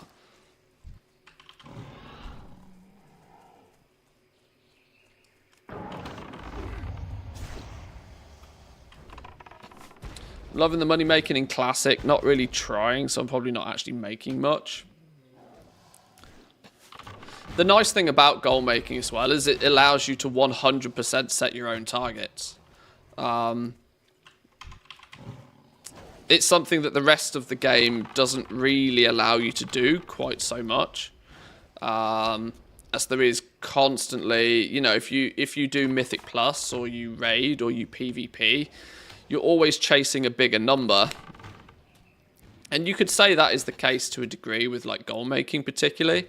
But most people, you set your own target. Your target is not set by other people, if that makes sense. You know, you can set yourself a target to make a token's worth of gold to be able to play the game for free, or you can set yourself the target of buying this vendor mount or this piece of transmog or something like that. Or you can set yourself the target of becoming the richest goblin in the world, and, you know, who's to stop you? If you do like Mythic Plus and raiding and that sort of stuff, let's say you do Mythic Plus and you set yourself the target of doing a plus 10, then you'll be happy about that. But then there's always that kind of nagging feeling that, well, maybe I should be doing plus 12s, or I should be doing plus 15s, and I should be doing that. You know, if you raid, there's always the incentive to push a bit further and a bit further, which I'm sure is fine for some. This is why I always think I've approached goal making in a different way to a lot of the community. Whilst I mostly have done goal making because I enjoy goal making, I also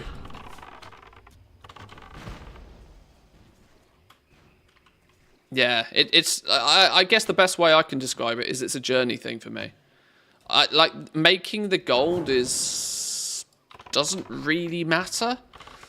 But I like the journey of building something and scaling something up. And I think this is mostly why Dragonflight has not been a raving success for me, like I thought it might. Just purely because I didn't feel as if there was anything to build or to scale on without doing like fully region-wide.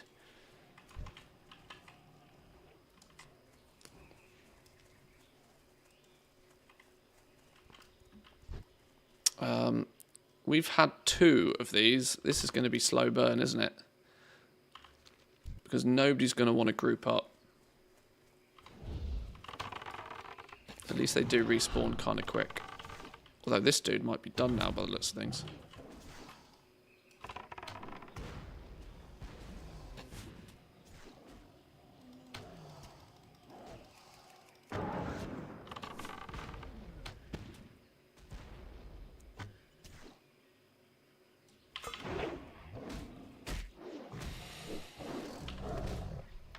I mean, I guess it sort of makes sense to why Shadowlands was probably in my opinion, the epitome of what goal-making potential really was. It was about as ridiculous and about as silly as you could possibly get, and it got so ridiculous and so silly that Blizzard saw the need to like pull all the reins in like super tight. This is why Dragonflight has been almost the exact opposite, right?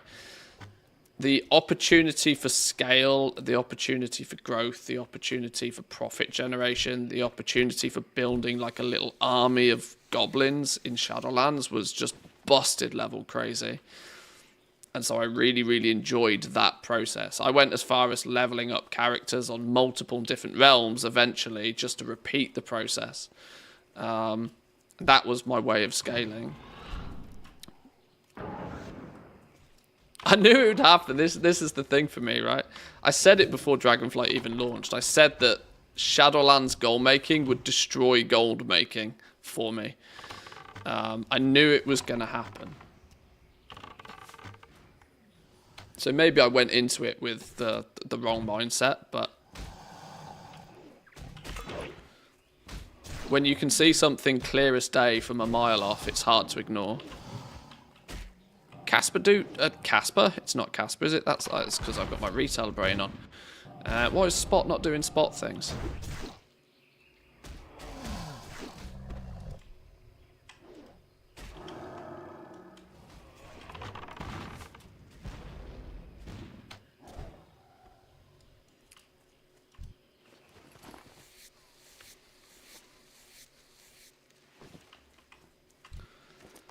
Have to agree, having the new things is good. Playing several versions of the game is kind of repetitive and can become quite boring, like a job. Well, Classic for me is all about the leveling, right? Classic is all about the leveling. And even variations of Classic, for me, would be all about the leveling process. Retail is that arcadey, do something, do it once, mess around with some gold making opportunities from time to time when they showcase themselves. But there's no, I don't have the same desire to build that factory, even though in Dragonflight it's technically possible, because you could get very competitive with cross-realm flipping.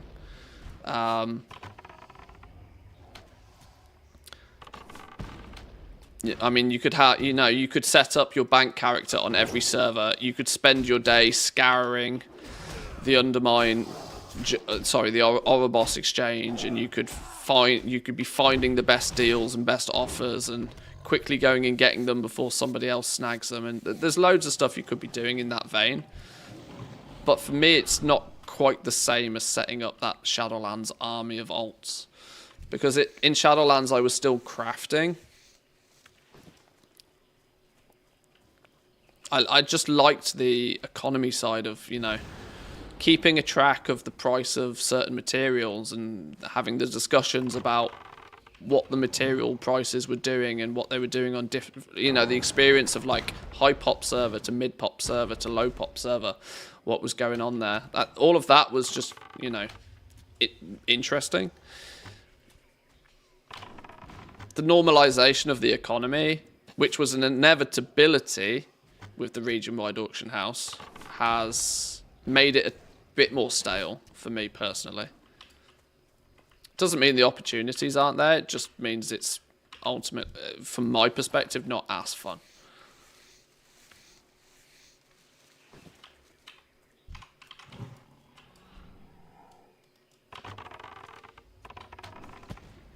It's why I'm kind of like the hopium is pretty strong for the next expansion, because I am quite sure by this point Blizzard have had more than enough feedback from content creators such as myself and even the general public on how they think the Dragonflight Profession revamp went.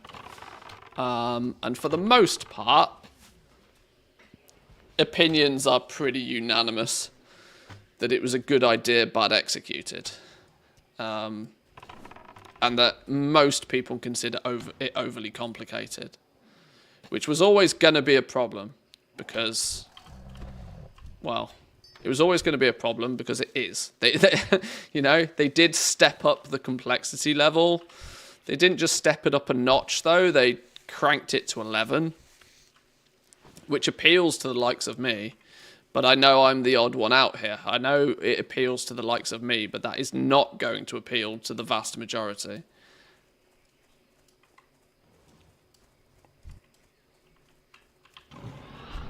And so I think they probably will dial back the complexity of... I would like to see inspiration just removed.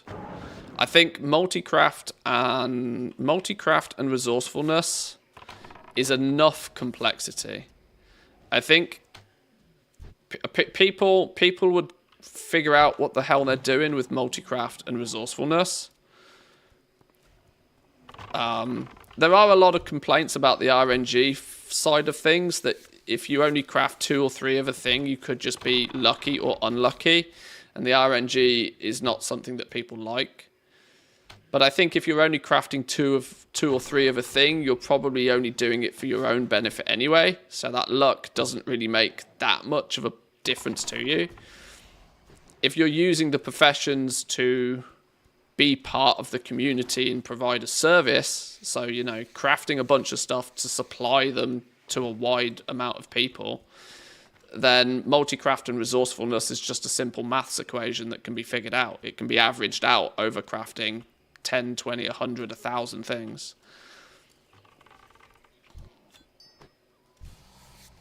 Which I think then technically would give those players who are doing things at a bit of a bigger scale and are investing more time into crafting, it gives them a leg up, right? Because the law of averages kicks in, means that they can work towards an average.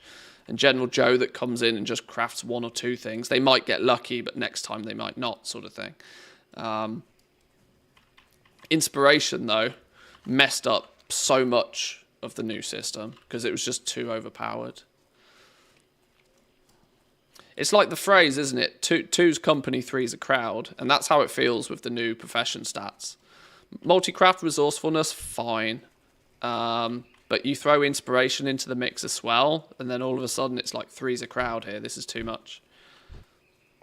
I wouldn't be disappointed if they just straight up removed inspiration. The issue is, though, is inspiration was kind of key to how the profession system worked. But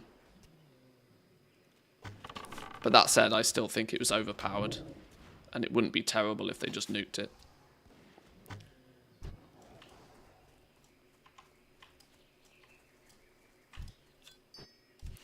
Seven of these things. We need 3 more.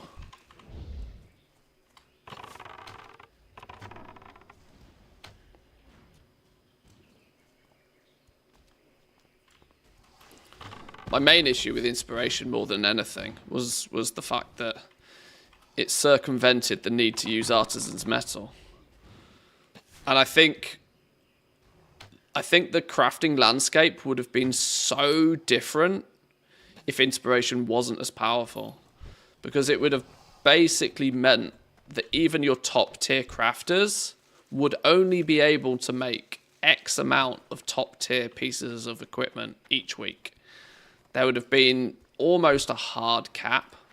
It's a soft cap because you can always go out and get more artisan's metal by farming dragon shards, but it was a hard cap in terms of the fact that they could balance it around top tier crafters maybe being able to craft 4 or 5 top tier pieces of gear each per week, which would have kept the value in the crafting for a lot longer.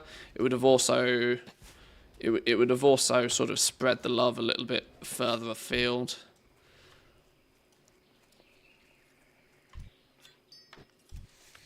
Because if you wanted a top tier piece of gear, you were kind of meant to use artisan's metal, turn it into an illustrious insight, and use the 30 skill bump to guarantee that top tier quality.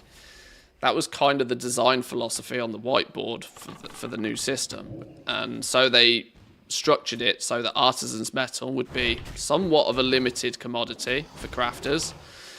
The better you're standing with the Artisans Consortium, the more of it you'd get for free each week. But outside of getting it for free, you'd rely on first-time crafts. You'd be reliant on dragon shards, for example. But then inspiration came along and was like, hold my beer. Like, if you can stack up 40% inspiration, all of a sudden you just re-roll something a few times instead, and you ignore Artisan's Metal completely.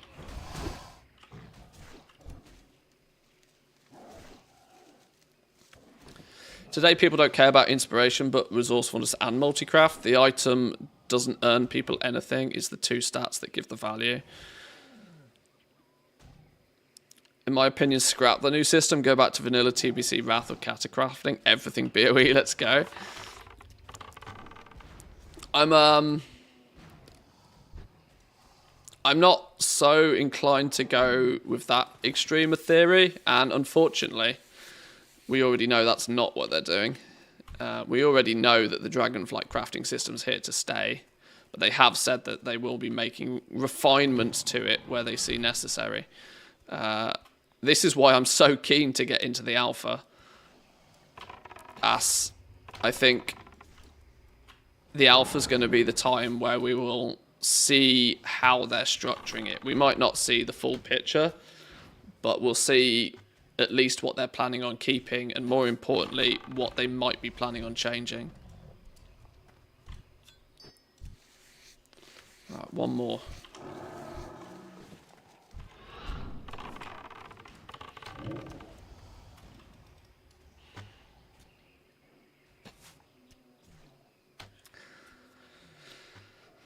You had to tell everybody to set the crafting at rank 4 and then try and explain it. Yeah, that was just dumb. That was dumb.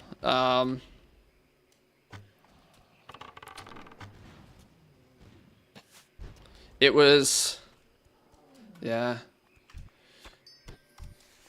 But though you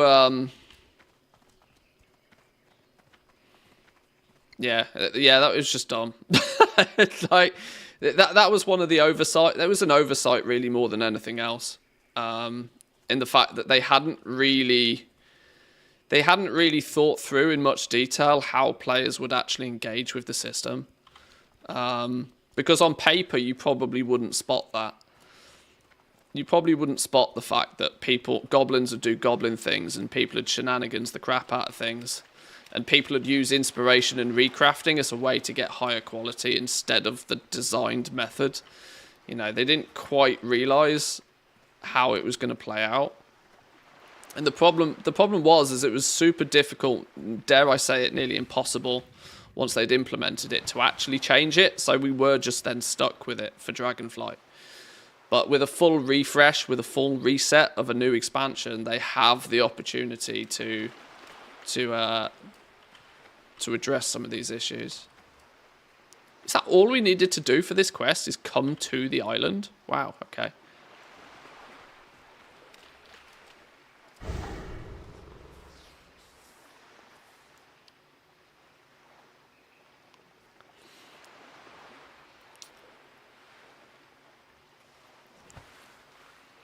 Hopefully they'll account ban anybody creating orders and not providing mats. Oh, I mean, it's unlikely to be a thing, but let's stay well away from you. Level 38 Elite Croc, no thanks. I don't need that up in my grill. Let's force work orders on people. See, everybody's using it. Yeah, yeah. I have said my piece multiple times on what I think about forced engagement metrics. I mean, it's not like Blizzard don't know what they're doing. This is the thing, right? They know that they knew categorically that they had to crowbar players into using the system somehow, because they knew that players were going to have to learn how this new system works. And so, well, it was inevitable that they were going to do something to force everybody to have to use it in some way, shape, or form. Whatever avenue of gameplay, is your jam. If you do Mythic Plus, you do PvP, you do world content even, whatever the crack is, whatever your situation is, they needed to push you into using this new system so you learn it. So you figure out how it works. A, to justify the time and effort put into developing it in the first place, and B, probably because we also need to remember here that they work on expansions in batches. Even before Dragonflight launched, they probably knew that this system was going to be here to stay. So they made sure that everybody knows how it works. And they did that by making everything bind on pickup so that you had no other choice but to use it, right? Now I'm hopium, huff it nice and deep here. I'm hoping that now they've gone through this period of forcing everybody to use it, enough of the player base has experience using it so they can loosen up the reins on it a little bit and not make it quite so restricted.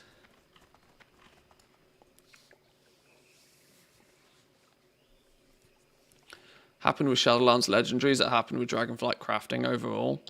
There's always this, there is a problem, there's an innate problem with crafting, is that people who do crafting want to do crafting. People who don't want to play with crafting don't want to care about anything to do with crafting, right? There's a real divide. Like, crafters want to do crafting things, and people who don't, there are people out there that have never touched a profession in their life and have no desire to ever play with the professions. Yet the game is built in a way now so that they have to at least engage with it. This is why there's so much, I think, negativity towards a lot of the new crafting system.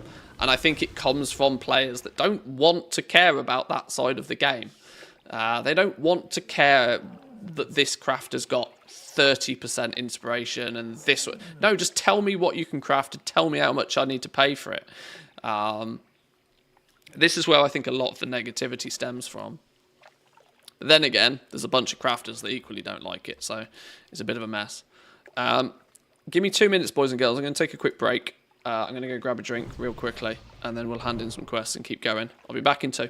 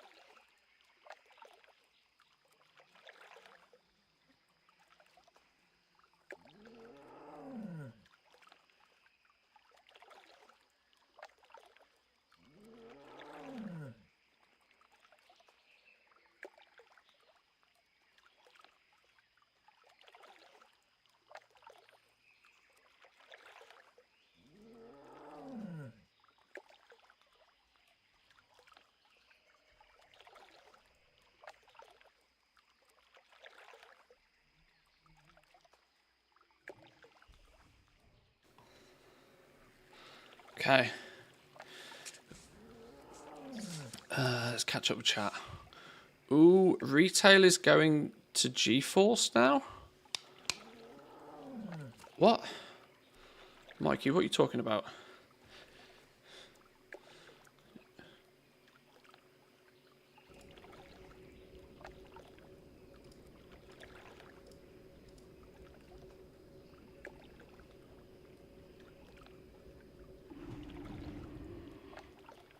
What are you talking about?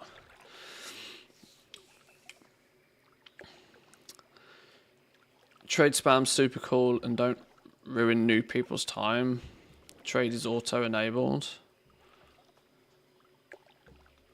Recently re-rolled to the ally side on Draenor. God, it's so peaceful there. People are actually talking in the chat. No spam crafting or anything.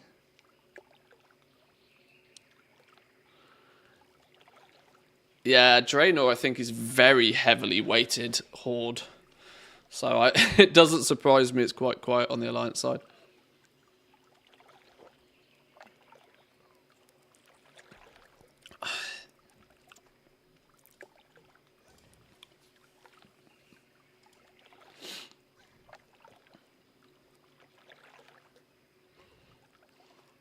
Oh, wait, hang on. According to Reddit, World of Warcraft retail has been data mined to be coming to GeForce Now. This is likely a part of the 10-year partnership that Microsoft have with Nvidia that started last year. Hello?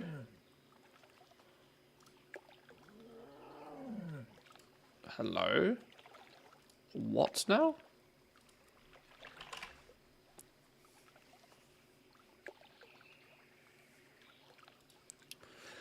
WoW Retail is coming to GeForce Now. We data mined that retail is being added to GeForce Now, but we couldn't find anything related to Classic. Hello? Well, screw you, Game Pass. GeForce Now instead. I mean, that's in very gobbledygook.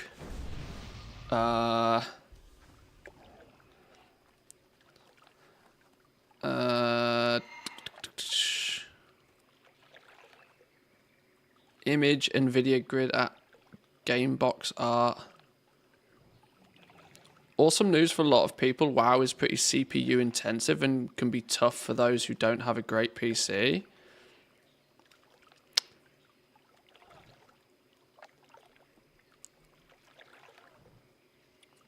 What's GeForce Now? Never heard of it. It's like cloud gaming. It's cloud gaming. You don't run the game on your computer.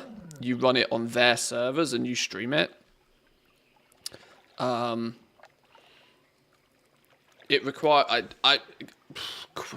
think it requires you to have an NVIDIA GPU.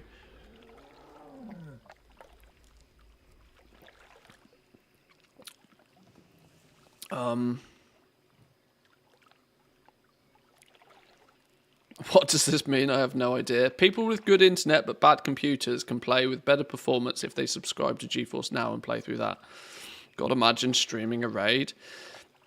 See, this is the thing that I wonder. GeForce Now was good as long as you were not doing anything PvP.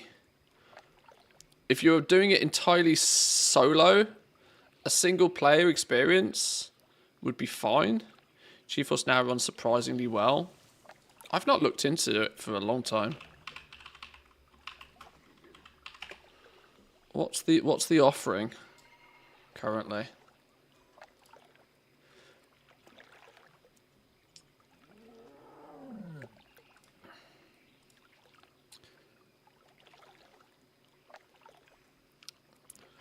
PC Game Pass. So is this in conjunction with Game Pass?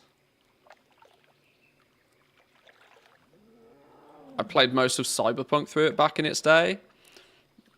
See, a single player game like that is probably not going to be too bad.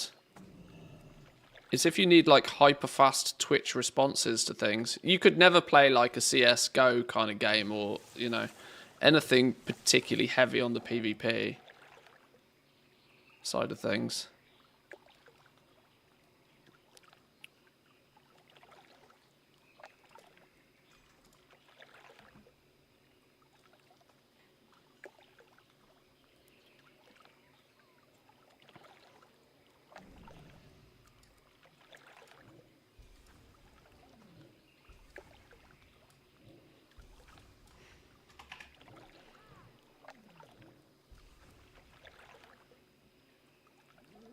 Wondering if there's anything sneaky on their website. Not at the moment. Not at the moment.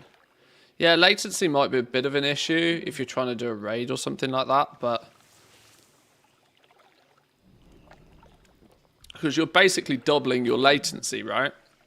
Because you've got the latency from the Blizzard servers to the GeForce Now servers, and then you've got the latency from the GeForce Now servers to you. So you're doubling your latency, but it shouldn't be too bad. It's interesting that that's going to be a thing, though. Isn't there? Don't Microsoft or Xbox or all of the above have like a big announcement thing coming in the next few days or something?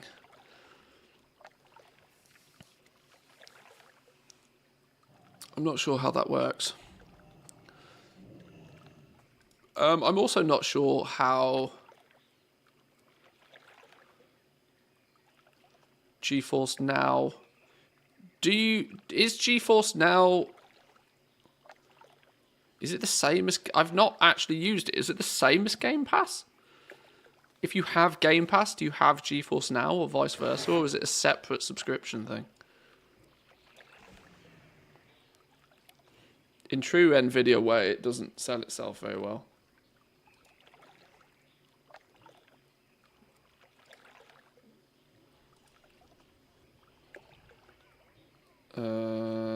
Logging me in.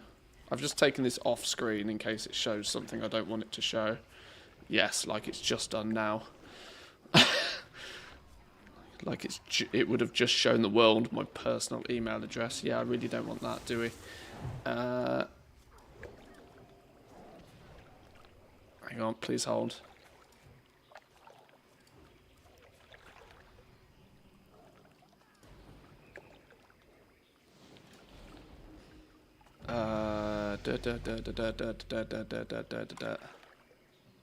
Oh, flipping Nora. Now I need my phone. Authentication app systems. Safety first.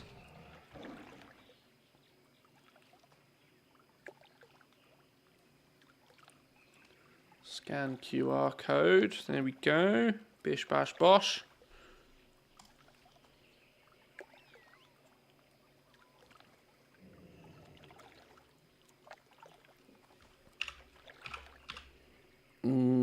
Oh god, now the code's changed.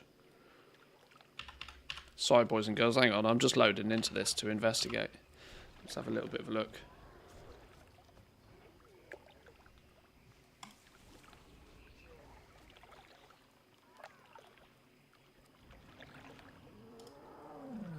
Are you going to let me in at some point?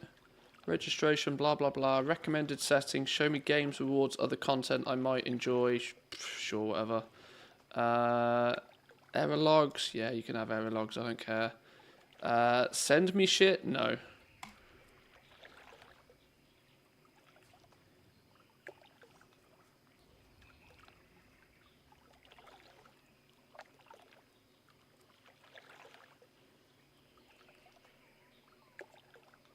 Okay, well, here we go then. So, GeForce Now. Let me check this isn't also doxing any personals. GeForce Now, for a single there's the ultimate highest performance gaming, $20 a month. It's the equivalent of playing on a GeForce 4080 rig with RTX on. 8-hour session length. Up to 4K resolution and play up to 120 FPS. Now, obviously, you then also need to be able to, your internet needs to be able to handle downloading 120 FPS 4K resolution, which is going to be quite chunky on your internet needs. There is a free version, basic rig, standard access to gaming. You can only play for an hour at a time. There is no set limit to how many times a member may start a new session in a day. Performance dependent on device type, settings, network quality. So, I guess this means that on the freebie version, every hour you'll have to log out the game and log back in again, which I imagine would be of great inconvenience. Can you imagine you're halfway through a raid and all of a sudden, like, people are like, oh, I've just got to log back out. I've got to log off for a minute. I've got to refresh my GeForce Now. Okay, sure. Priority is a premium rig with RTX on. It doesn't state what sort of graphics power. Priority access to premium servers, up to 6 hours length, 1080p resolution, and up to 60 FPS. And I guess there's a equivalent to $8.33 a month if you just give them $50 up front.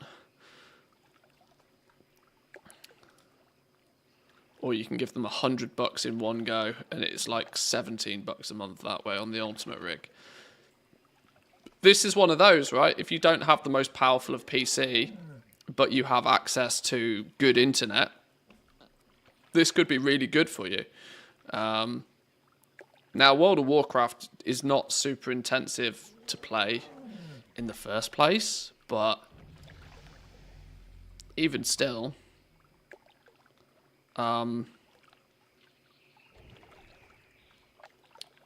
not going to sign up for now. I just want to see what the interface is like when we get in.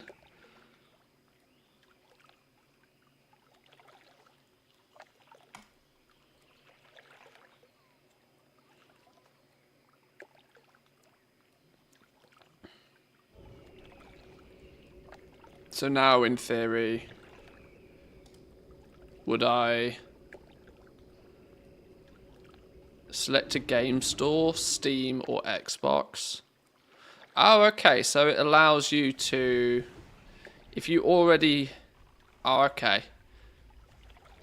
So you'd have to connect your Steam account, you'd have to connect your Game Pass account. These are if you have Microsoft Game Pass as well, these are Game Pass games. If you've bought the game, so you could buy the game on Steam and then use GeForce Now to stream it to you. So you could have a low-end PC with just fast internet, and yet you could still play some of the top games in top quality if you so wished. Clever, I suppose. And the fact that there's RTX on options as well, if you've got like a good monitor, a good TV or something. Imagine how much heat that graphics server produces. Probably enough to heat Finland, surely. Maybe we should drop them an email. Tell them to open a window. Suddenly have flashbacks from quarantine time to teaching free Zoomer accounts, having to relog every hour. Great experience when lectures last an hour and a half. Yeah. Okay then, so in theory, if I connected my Game Pass account, if I connected my Steam account here, there'd be a bunch of games I could just stream instead of playing them locally. So I would imagine then, my assumption here would be that Battle.net will become an integration to this in its entirety.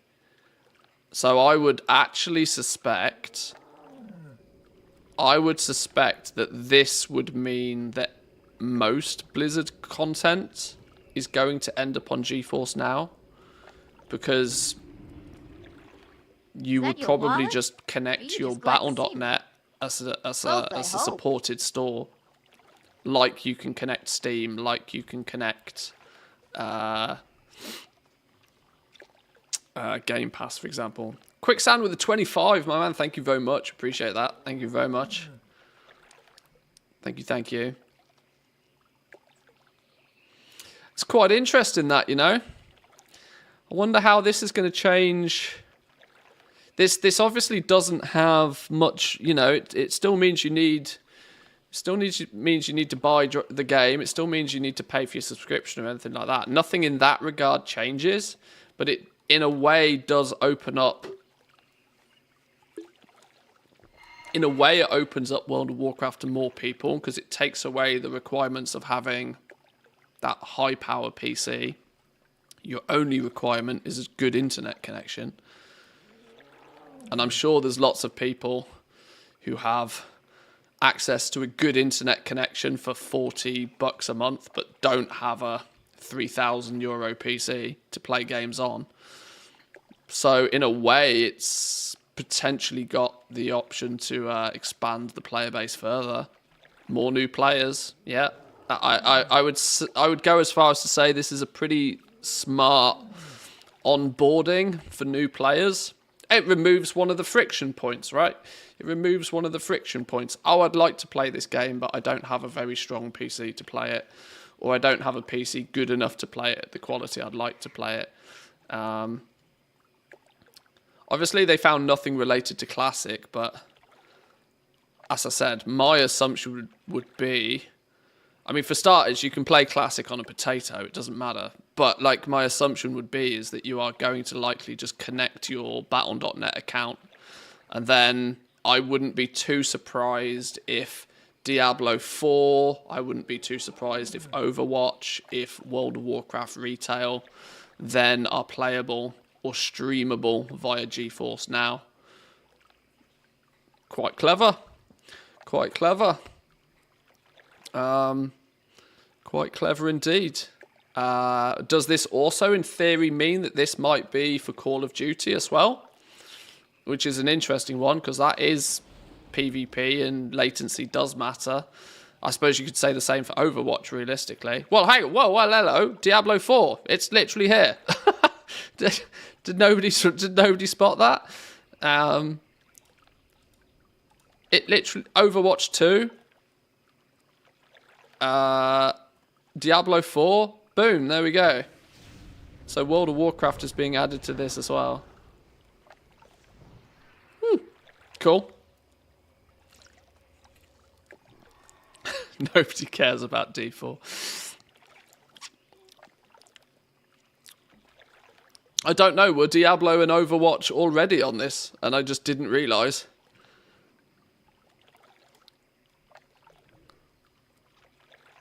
To play this game, the PC digital version must be in your Steam library. Oh, so is Overwatch 2 on Steam as well now? I didn't even realise Overwatch 2 was on Steam. I knew Diablo 4 was on Steam. And not... I wonder how that's going to work then, because the annoyance for a lot of people with Diablo 4 being on Steam is you had to buy the flipping game again. You couldn't pair up your Battle.net license of Diablo 4. You had to buy the game again if you wanted to play it via Steam. Which might have something to do with its low adoption.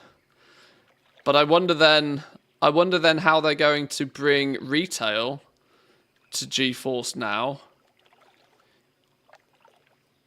Does that also mean retail could be going to Steam? Could we make the assumption that retail might go to Steam as well? There's only two ways it can do it, right? There's only two ways realistically you could do it. Either retail has to go to Steam, or Battle.net has to become a partnered storefront for GeForce Now. I mean, if retail goes to Steam, there's an inherent problem with that, is that it would probably make you require a new World of Warcraft account, and nobody that currently plays the game is going to accept. So I can't see retail going to retail going to Steam just by proxy of the fact that there are people that have played this game for a billion years that aren't going to rebuy it and start again on Steam.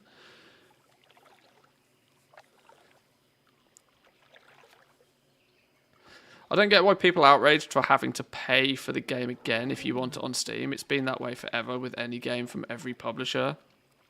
It's true. It's true. I suspect the biggest pushback for retail going to Steam is like what I just mentioned, the fact that players' accounts are so aged.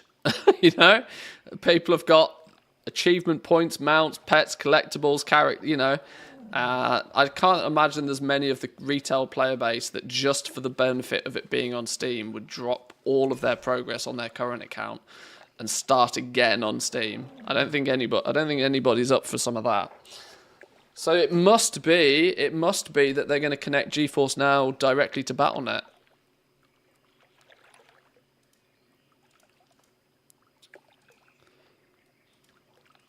Which is an interesting twist. Is it the same with Diablo that you must have it on Steam? Yeah. I guess we'll find out for sure in a couple of days then. When's this Xbox? Somebody was saying, didn't they tweet out the other day? When's this Xbox announcement coming up?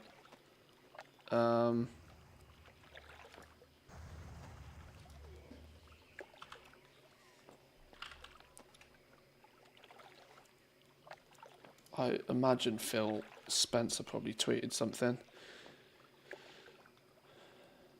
February the 15th. So like 2 days time, Thursday.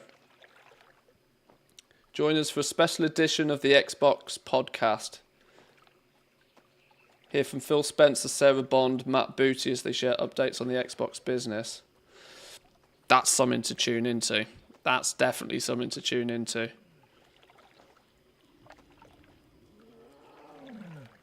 Right, well, there we go.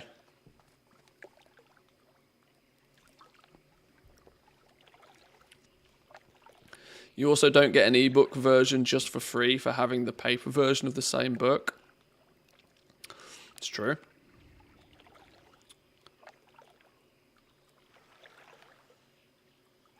As a matter of fact, many publishers don't want their games on GeForce Now because they can't charge them again for it to be on that platform. Well, yeah, maybe. Maybe. But I think it's cool all the same. There's in my opinion, there's no downsides. It's going to open the game up to more people, which can only be really seen as a benefit, surely. More people can get the opportunity to play it. If they're going to do it now, it means that they will have they can test it sufficiently before we get a new expansion. Could be quite interesting. I hope, though, that it is just as simple as a Battle.net integration, and then you can play your existing version of it. If they do it and they make it so it's only for brand new players of the game, you might as well forget it. You might as well forget it. But, interesting. Cool. I guess we'll I wonder what time. 8 p.m. GMT,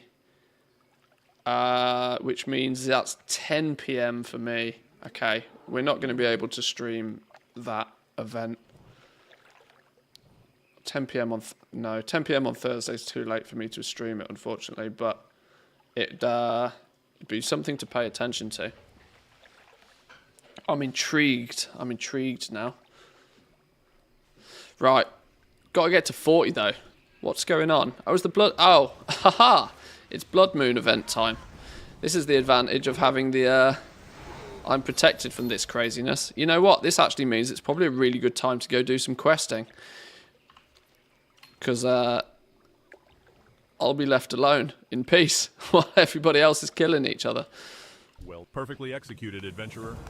Now the hard part. A true panther hunter can show skill by dropping Shadowmaw panthers, the deadliest in Stranglethorn. Prove to us that you can slay 10 of these beasts. If you think they are hard to track, wait until you attempt to slay one. I am impressed, adventurer. You are progressing quite well. Nicely done, old chap! Now let's step up the challenge and see if you're up to it. Venture into the jungle and bag yourself 10 of those bloody lash-tail raptors. Let's see what you've got! Now I'm going to up the stakes on you and truly test your skill. Prove to me you can kill 10 Elder Stranglethorn tigers. If you can do that, you will be ready for your final challenge before I declare you a Master Tiger Hunter in Master Nessingwary's presence. Elder Master Tiger Hunter. Tigers are not only the most difficult to find, they are also the fiercest to defeat. How do you get the protection, by the way? You can either go to Booty Bay. There's a dude standing outside the inn in Booty Bay with a big red, like, diamond above his head. You can speak to him to turn the protection on, or right at the very top when you first walk in, there's a dude just on the path there as well. So, you know, just up there.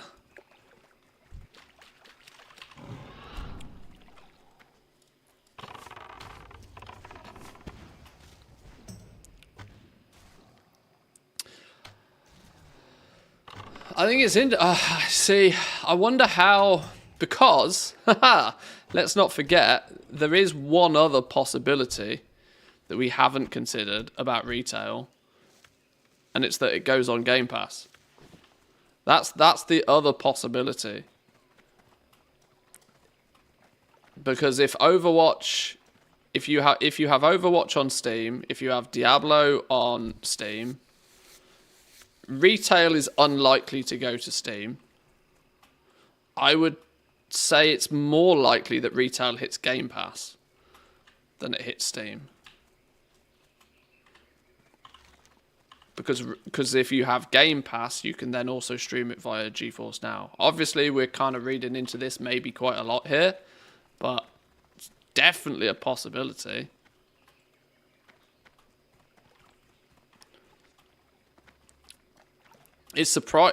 I mean, they're not messing about, are they? When you think about it, like the Microsoft acquisition, they're not messing about. Like, they're they clearly had a lot of these plans in place before they even, signed on the dotted line, by the sounds of things.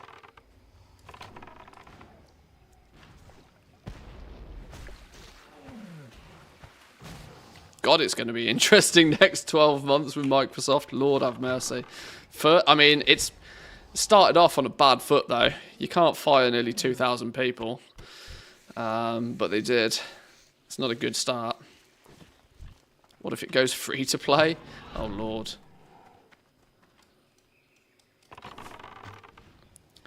I've said for quite a while, the day World of Warcraft goes free to play is the day that World of Warcraft dies.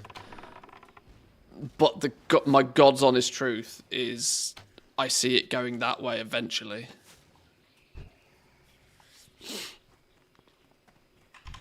Oh, hello. Crocolis spawning on top of crocodiles. I don't know if it'll take 2 years, 5 years, or 10 years, but there will be a day where World of Warcraft is free to play. Mark my words. This is a hyper-spawning, instant respawn crocodile. Have I found a crocodile hack here? I can't loot the other ones because this thing keeps respawning. Quick, let me loot.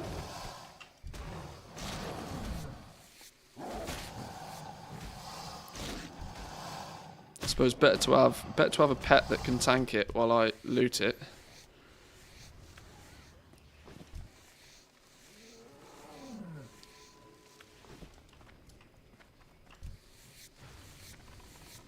The graveyard camping is still strong, I see.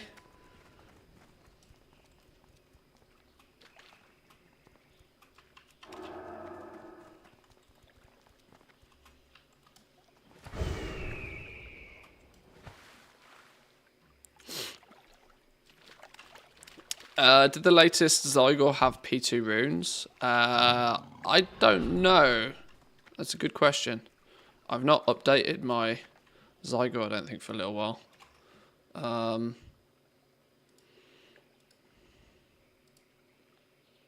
Phase 2 runes, yes. Although, not all of them. Or some. Some.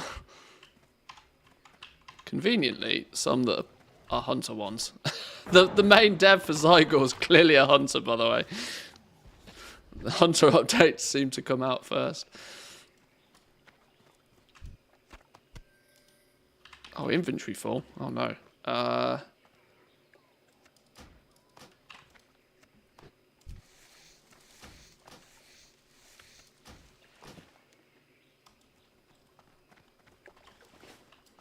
let's put the tunes back on.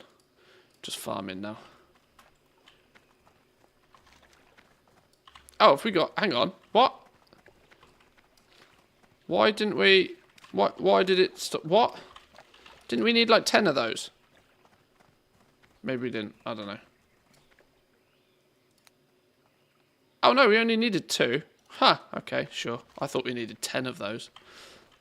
I'd locked in for the grind there.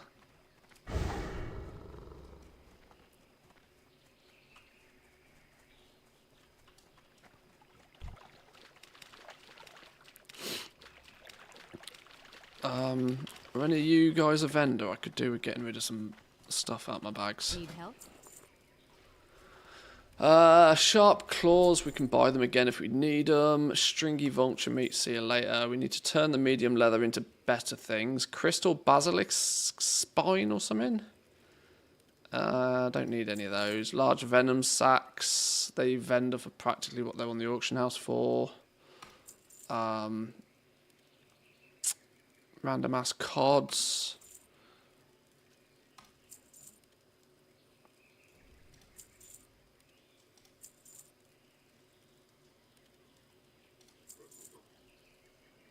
Agi stamina.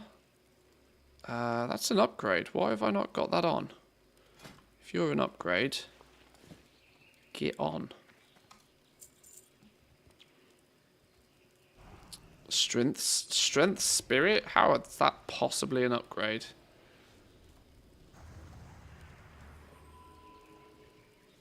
I mean, it's not, is it? It's just not. That's a quest item.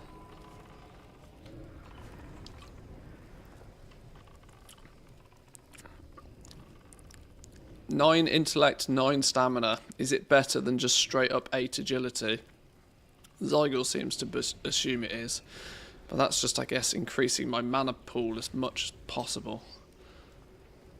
And stamina's good. Do we just put those on? 9 stamina cloth pants. Surely we can sell them to somebody else that needs them more. Elixir of detect lesser invisibility. Ooh. That's worth cash money. Cash money. Sell that. Nightscape tunic, nightscape headband. Good for you. I'll check in a minute. Hang on. Please hold. Please hold.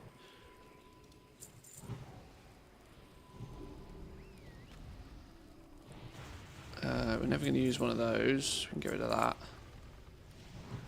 That's a quest item. Croc meat will sell. Okay, now we're good. Light bless you. Nightscape tunic. 15 agi, 6 stamina. I can't see how that wouldn't be good for me. But dude, honestly, put it on the auction house, sell it. 1 gold 50 a piece.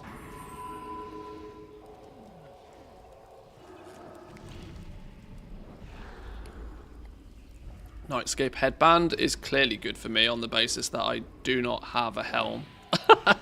I straight up do not have a helm.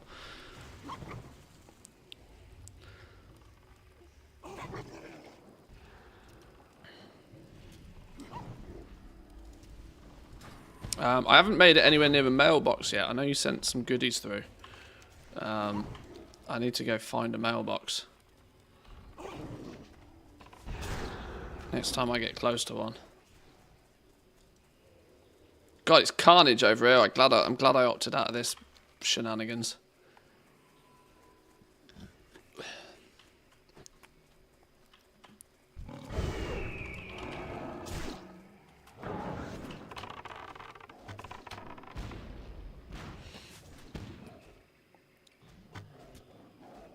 Right, let's hit 36. We've been 35 way too long now. We've been 35 way too long. We've taken some pauses, we've taken some breaks, mine, but I sent a headband and the oh, you've made 20 of each? Oh, okay. Okay. I see.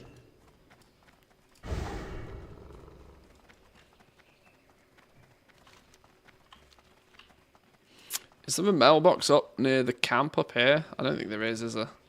Next time I'm anywhere near... probably will be back in Booty Bay before too long. I'll pick them up then.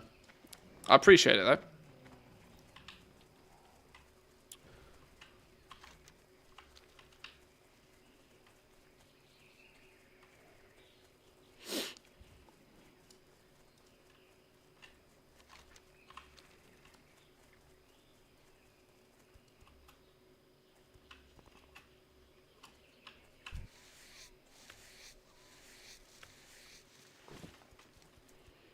Right, what is it we need? Curzon supplies. Oh, I remember this area. This area's a pain in the ass. Jungle remedies, that's the one. I remember this. Hang on, we need to give Spot another Scooby snack. Keep him doing maximum damage, considering he does like 50% of my damage in the first place.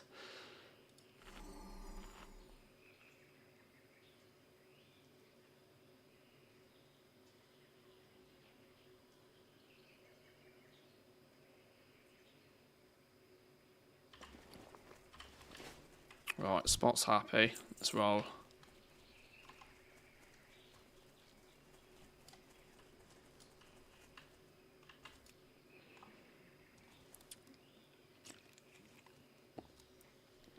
Is this area going to be as heavily camped?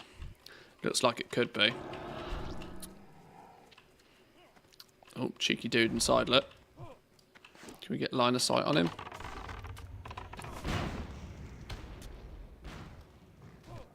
Oh god, I didn't realise he had a friend. Oh, and his... Okay, and one of them heals.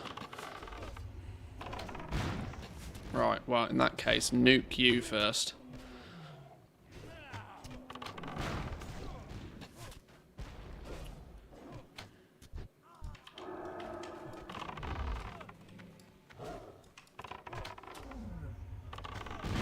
Never shoot a bow and arrow indoors, they say.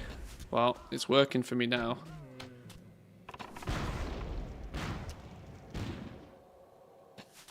I'll flip off with your heal.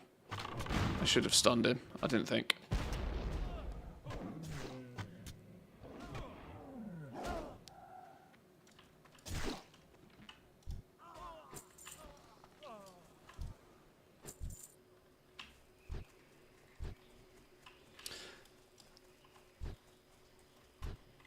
Okay. Is there anything else we need to collect from around here? Kill the jungle fighters, collect 7 remedies. Can you find the remedies lying about? I seem to remember. You didn't actually have to kill the medicine men. Or is that a version of Stranglethorn Vale that is not this one?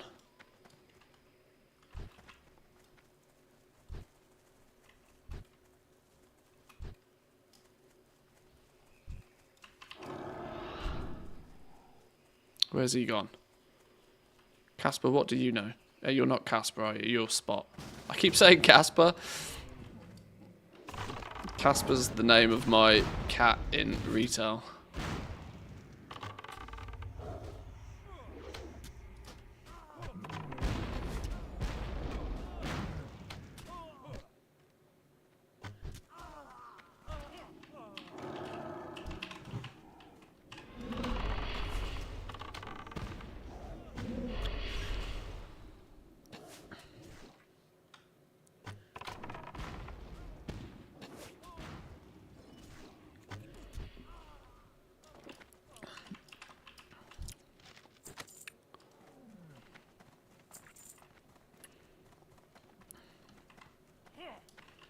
Oh, hello.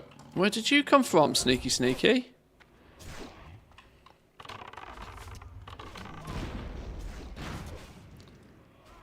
There's a chest, though. Big money in there, look. Big money. Cash monies.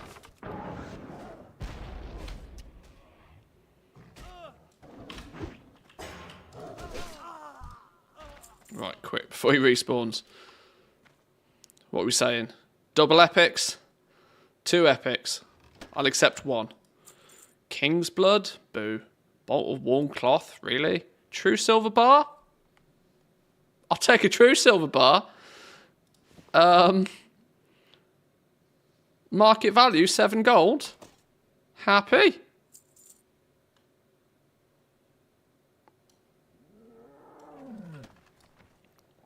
I'm going to save my student fodder until 39, then pop them all, so when I'm 40, I have full rested for 41.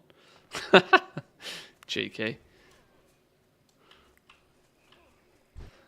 I would like to say I would expect Blizzard to have thought of that, but they probably haven't.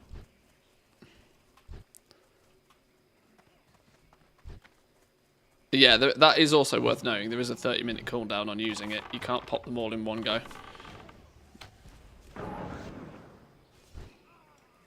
So how many did you get? Was it 8 of them, I think you got, right?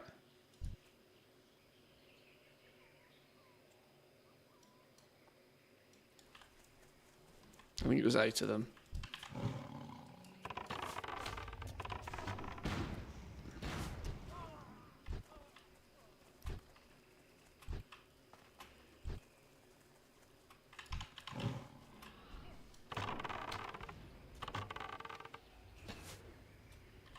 I need to remember to actually go put that true silver bar on the auction house.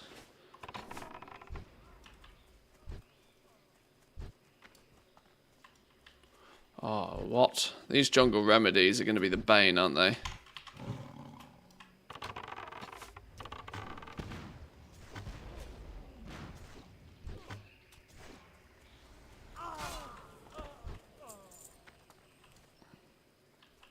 This is why I vaguely remember you could loot them off the ground. You didn't have to just kill things for them. I must have dreamt that. Oh, there's a jungle remedy.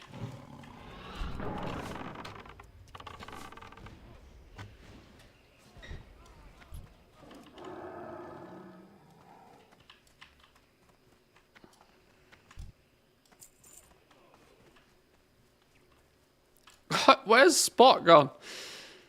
They respawn in this house and people don't see them. But Zygor sees them. Zygor sees them.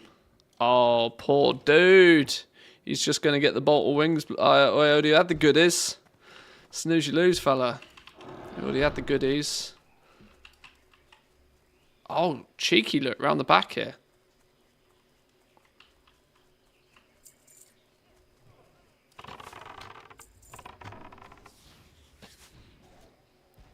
Target macro for the win.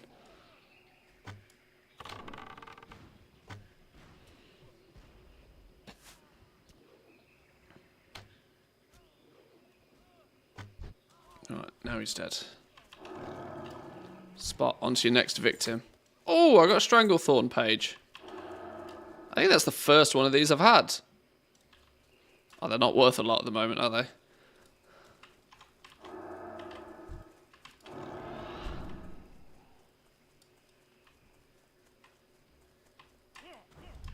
Oh, Spot, come back.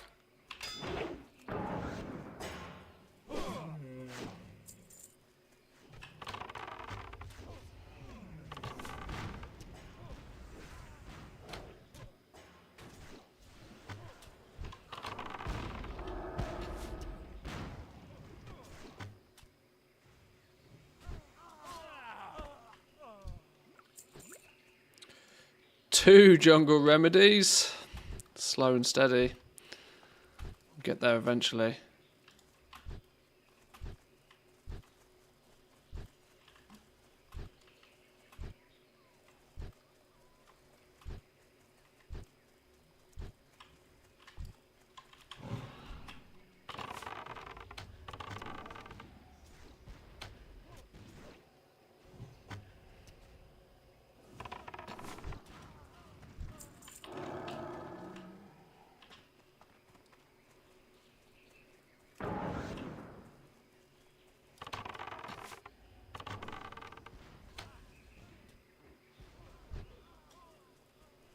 Oh, we got wrecked.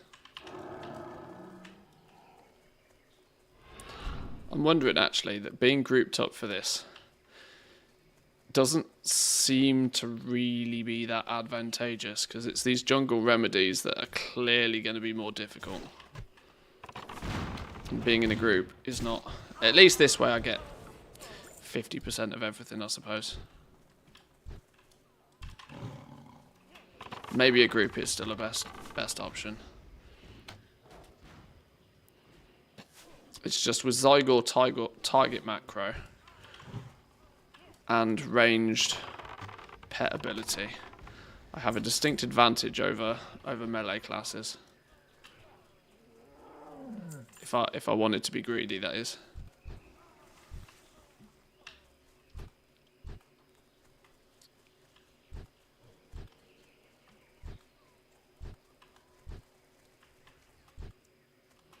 You can also buy the jungle remedies. Oh, can you?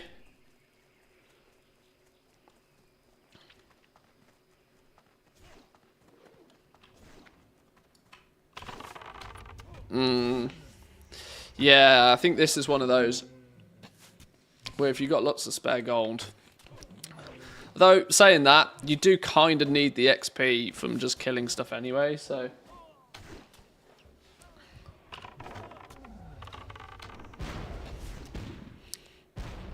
If I wasn't to be killing them for jungle remedies, I'd only be grinding something anyway. It's not really going to be much of a shortcut, I don't think.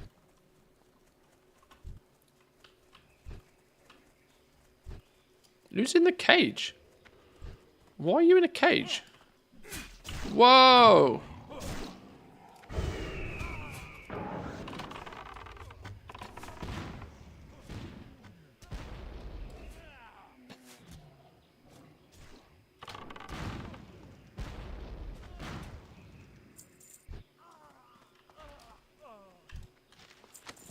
Oh, another Stranglethorn page.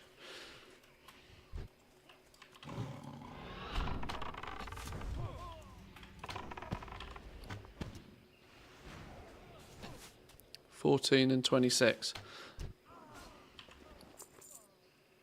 Is there a monopoly on any of these pages yet? I'm sure there probably is.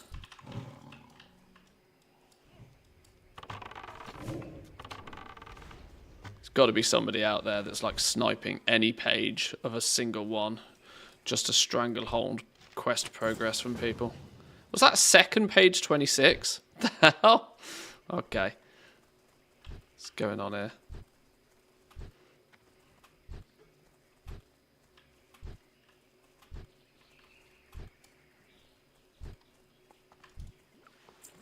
Oh, fourth one. This isn't too bad progress either way, actually.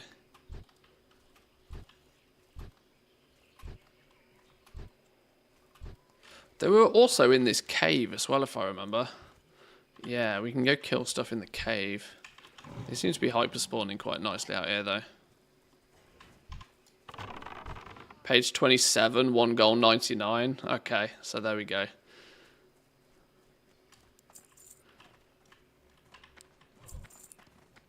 I can't quite remember which pages go together for each quest. I'm sure if you pick up the quest, you'll know, but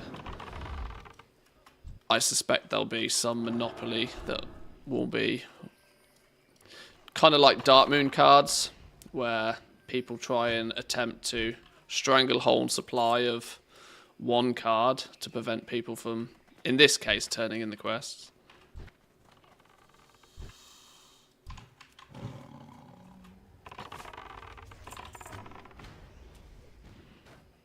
Meanwhile, casually clearing gold world quests for 600 gold apiece in retail.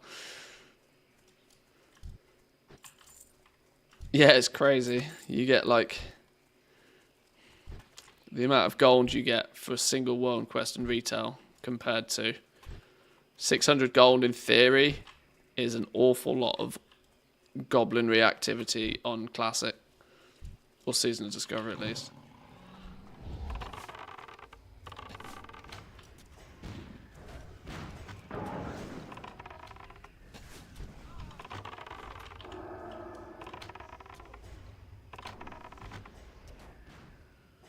Right, there's all my jungle fighters. Now I just need a couple more potions.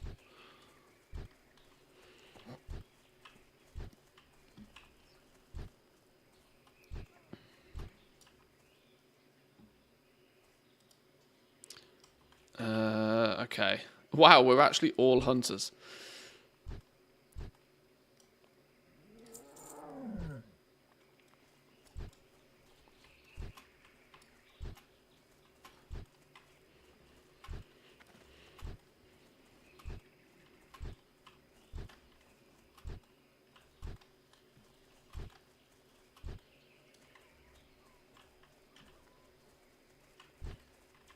Is it Questy that's putting other people's progress in my tooltips here for this?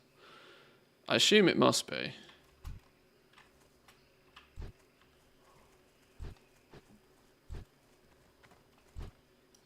Who are you? Oh, you're just a fighter. Let's kill you anyway. You might force more respawns. You see the blue post regarding mob availability? Yeah, we had a little bit of a look at that earlier. I think it's like...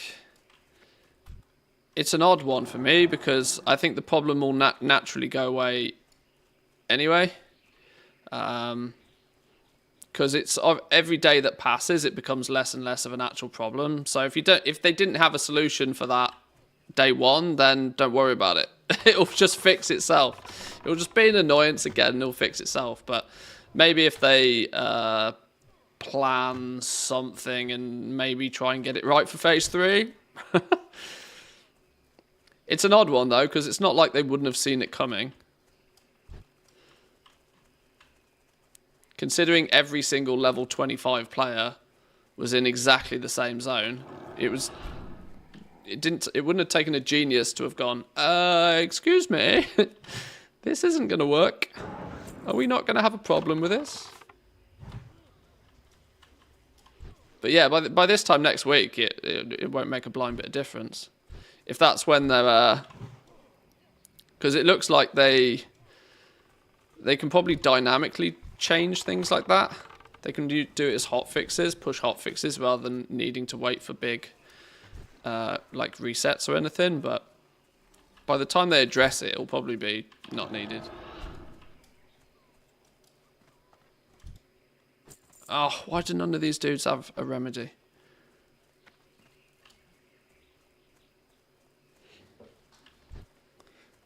Do I get any loot on this one? Where's he gone? Was he upstairs? Oh, he's here, look. Hey, there we go. There's also another one up here. Do I got loot on any of these? No. Nothing in this room apart from a pile of books. Very ominous.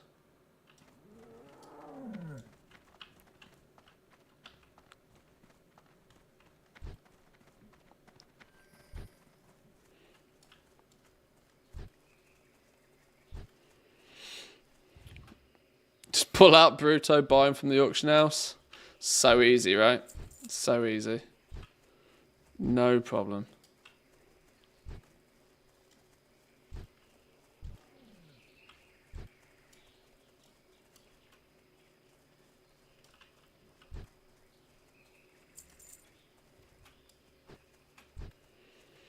Oh, I need 2 more. 2 more. 2 more and then we're done.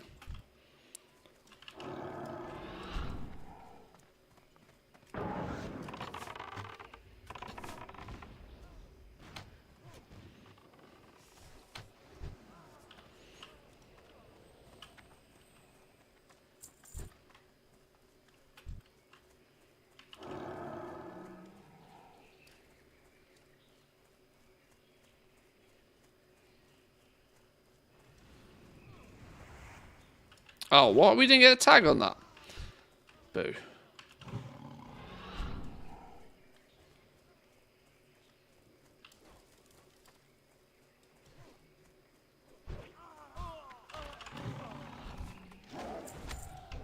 Wow, that's like my 4th or 5th.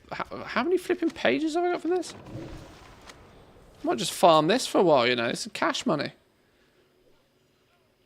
Apart from the fact none of them are worth more than almost vendor price already.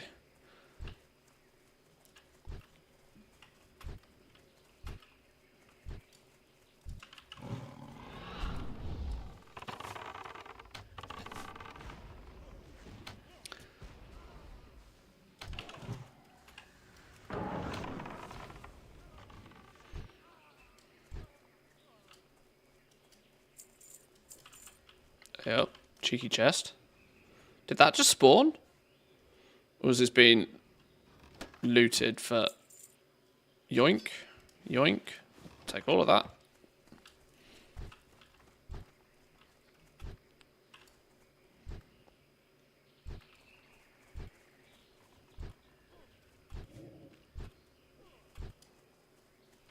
Come on. I need 2 more.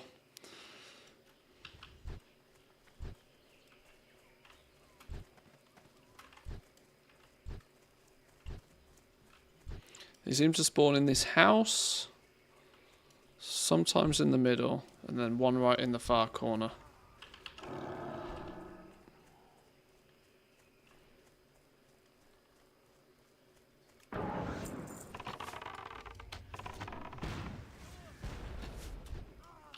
Go on, my turn. Ah, never lucky. Why is there not a streamer loot button?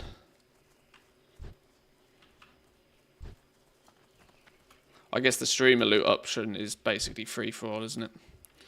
And everybody hands off. Oh, hello. What's this? Never lucky. Greater healing potion, though. What level are these? Level 21.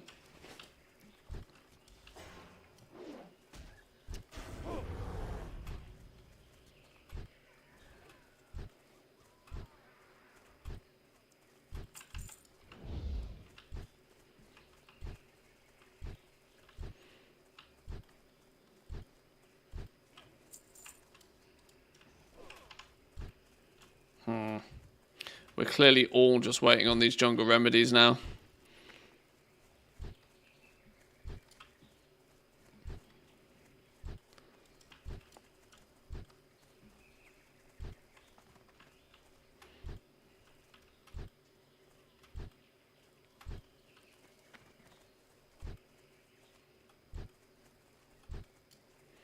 I wonder if any of these guys over here count towards like respawn rates.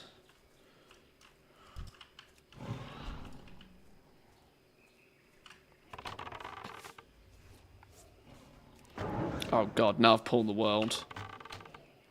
More deeps. More deeps. Oh my god. Oh my god. Oh my god. Oh my god. Dead.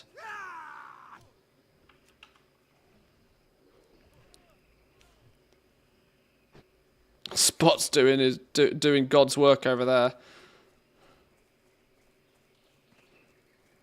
Is he dead yet? Oh no, what have you done? Oh no, what did you do? Oh no.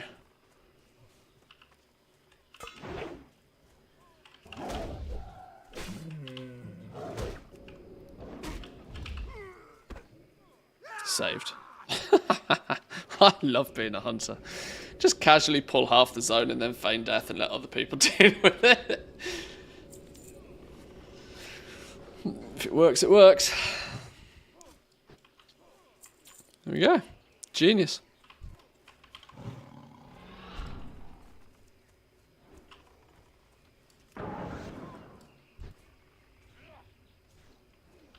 Hey up, what's that?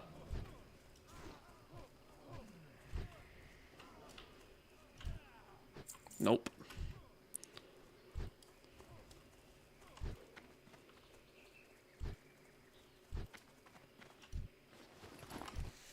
Pet needs some love though. You're right, he does. He could do with a Scooby snack for sure. He fought well, he fought bravely. Medicine man, go.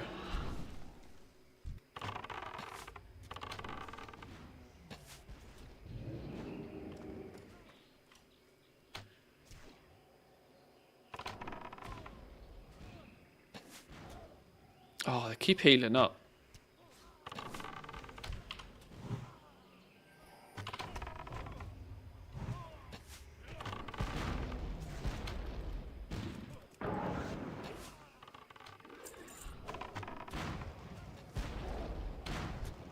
No heals for you, sucker. Oh, I don't get loot on either of these. Hang on, I just got to check. Somebody's not scumbag to turn this on to like free-for-all loot, have they? Just checking I'm not getting swizzed.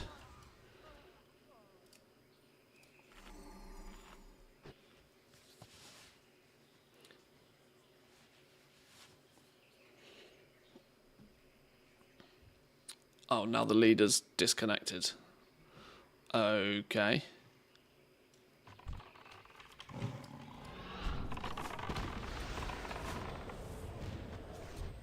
Oh, that poor medicine man. Shredded. Yes! One more. One more. Go on, stream of luck. Stream of luck. Do it. Stream of loots. Stream of loots. Oh no, that's a stupid fade leaf.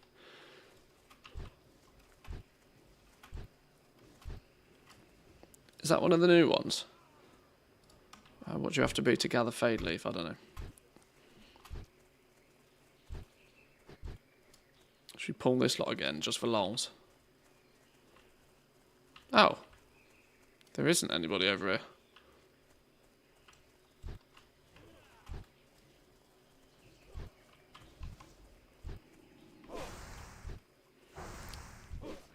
Oh, hey up. Where's this dude? Right in the middle. Somebody's tagged him. There's 2 groups out here as well now. It's not making things easier.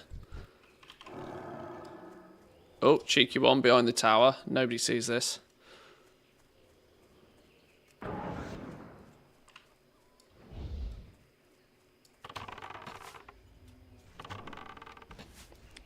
Leaders at GeForce Now ran out?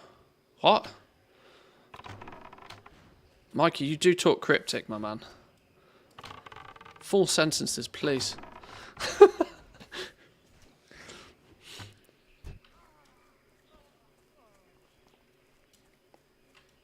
Damn, don't get to loot that one either.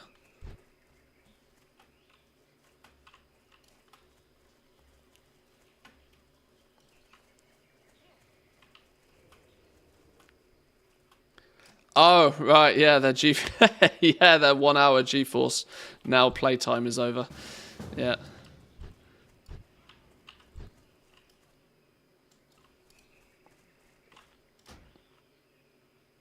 Oh.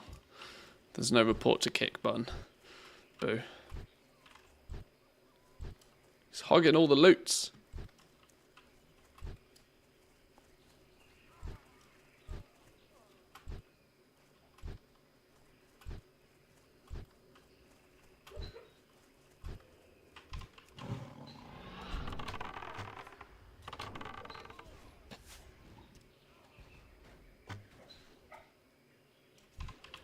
Medicine man.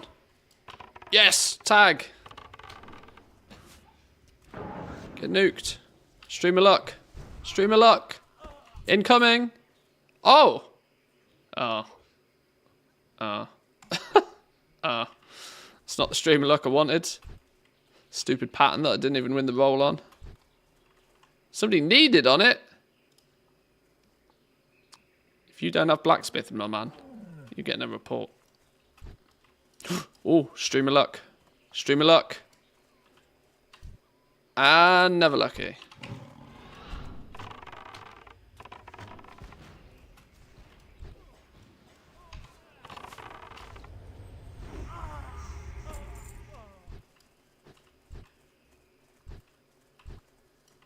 Oh, hello. Hello. Sneaky.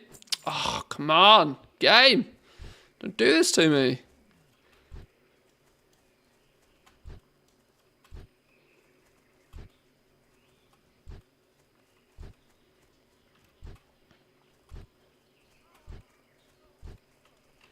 Hit 36 before you finish this quest. It feels like it. Honestly does.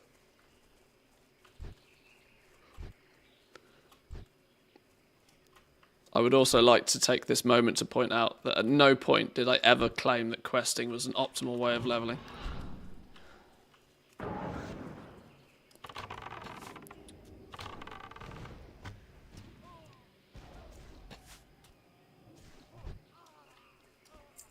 Oh, I don't even get loot on that one. It's me finding all the goodies, all the mobs to kill. No spawns over here anywhere. There's like 3 that spawn around here. Oh, we've missed a tag.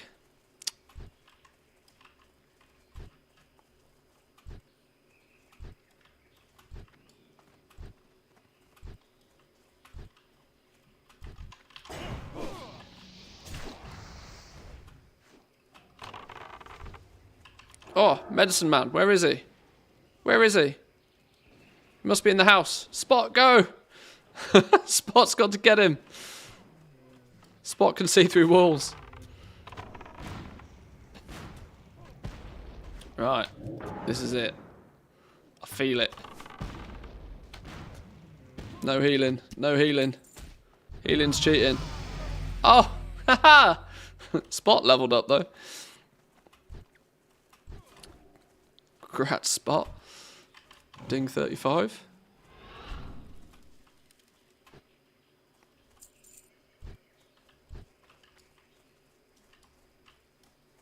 Oh, oh, oh. Oh, flipping Stranglethorn page.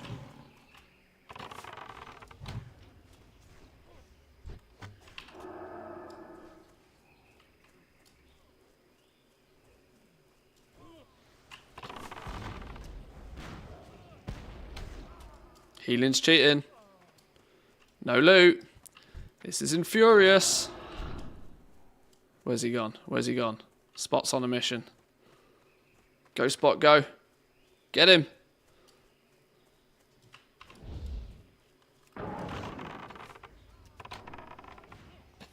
Go on, my loot, my loot, my loot. No!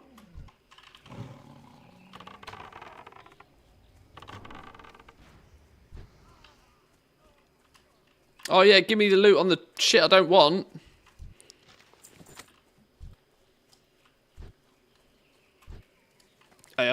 Oh no, this is another jungle fighter.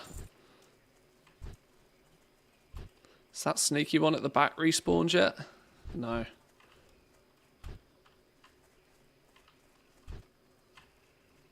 I wonder if anybody did go... Okay, somebody's in there already.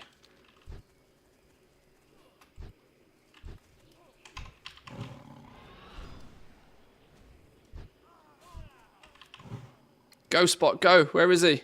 There. Tag him. Oh my god, 2. Right, if I don't get it off these 2, game's rigged. Uninstall.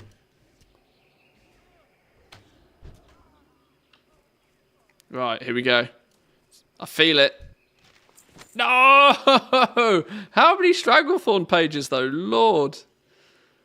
I'm starting to get multiples of them now.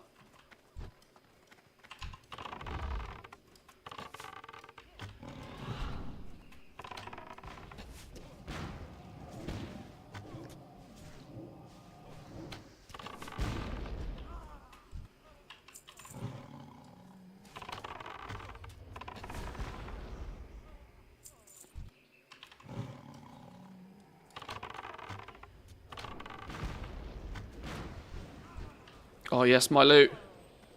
Here it is. Yes! We're done with this bullshit.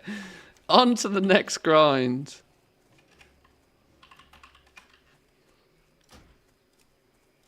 Woo! And we didn't even ding 36, look.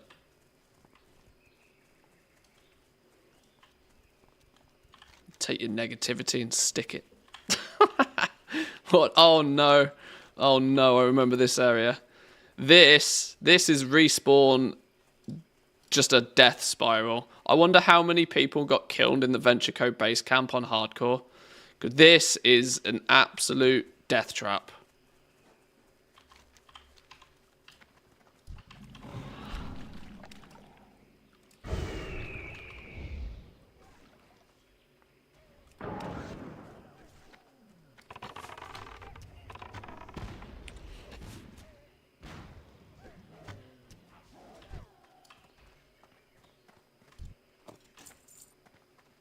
Right, when it says follow the path up, what exactly does it mean?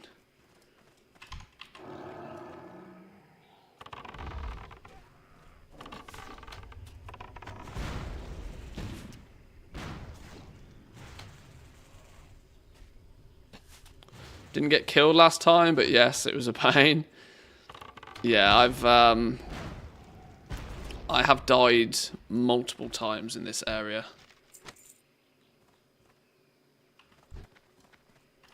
Is there a queue for Foreman?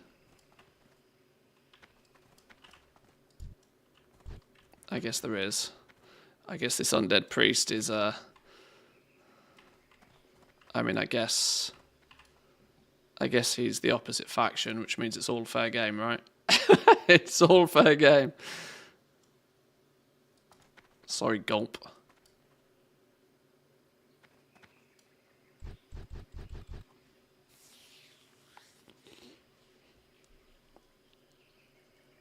He's level 38, but you should be able to kill him. Be careful not to accidentally aggro him whilst killing other enemies. If you have trouble, try and find somebody to help. In the meantime, kill 8 Venture Co. geologists for the crystals. Okay.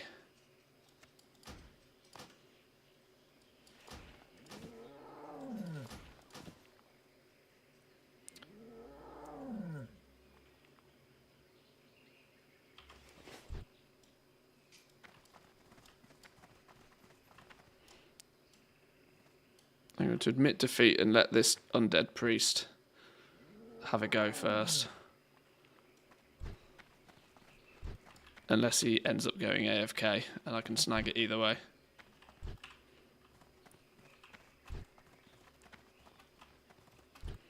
Luckily, there doesn't seem to be any... well...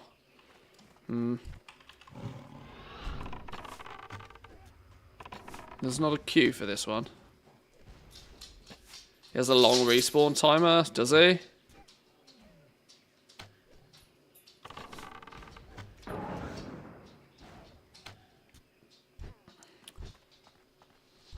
I'm only competing with this one priest, though. And he's dead on the floor here. Is it a long enough respawn time that his body has to disappear before he'll respawn again? It might be.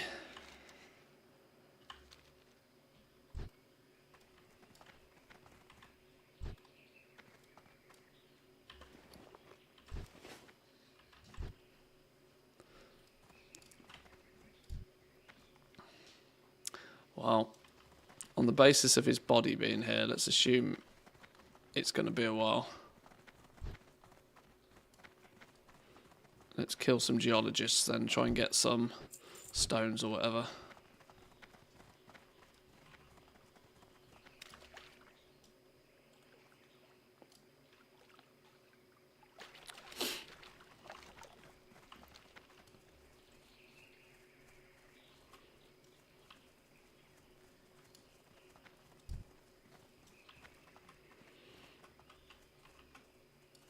Oh no, these are... Oh, these are another loot drop. Okay, this means we're competing for tags again. Chest though, mind. What's the odds somebody's already pillaged the good stuff? Already pillaged the good stuff? What do we think? What do we think?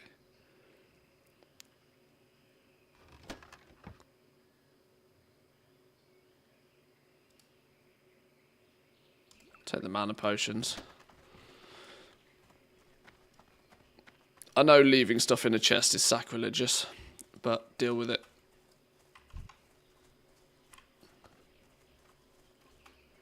Okay, there's not even anything spawning here even, is there?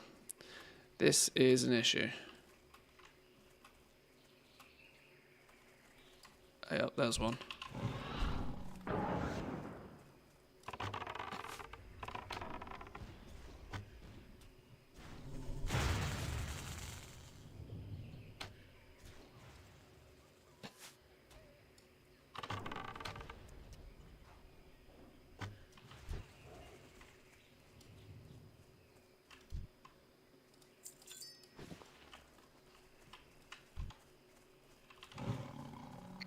Oh.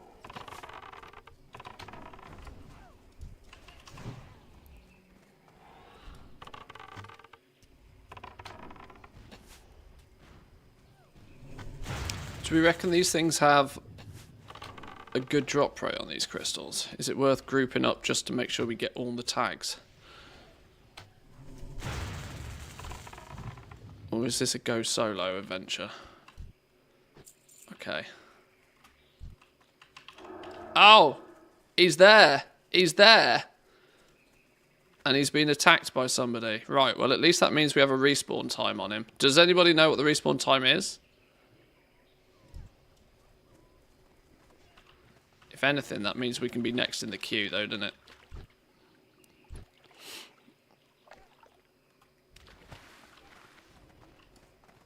And any alliance that turns up, we just group with them.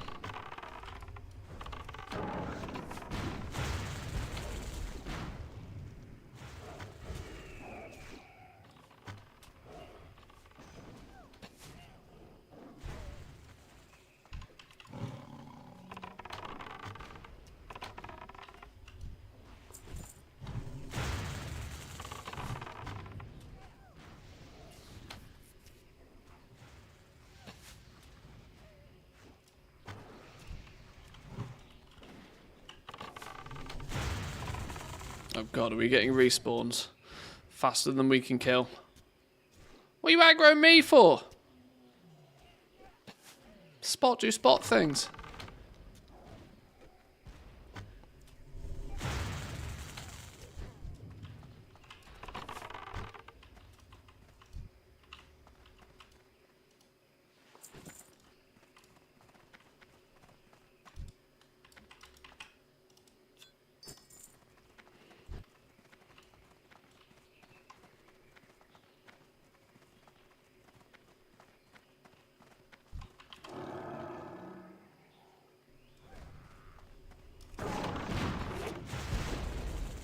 We might get a few kills of these geologists just on this little platform thing, to be honest, whilst we wait for the respawn. As long as we don't let too many people past us in the queue.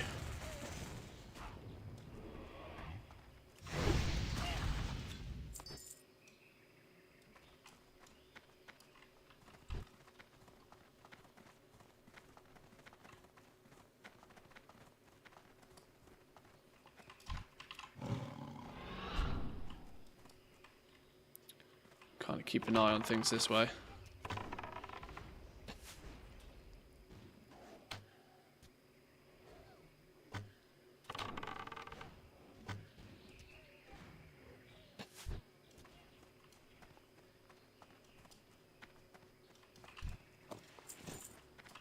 Iron strut. What is this?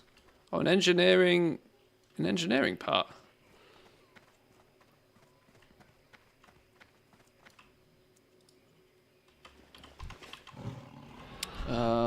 I need to make sure I have space for this key.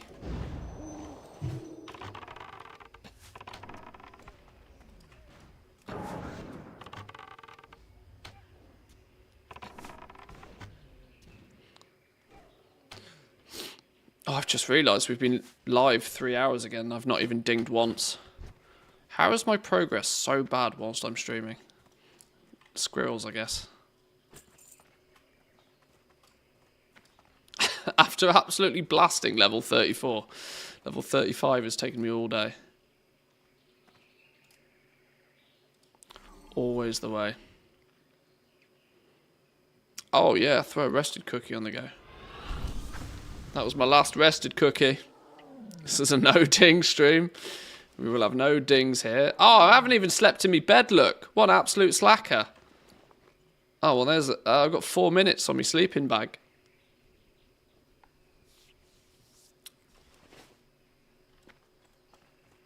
Absolute slacker.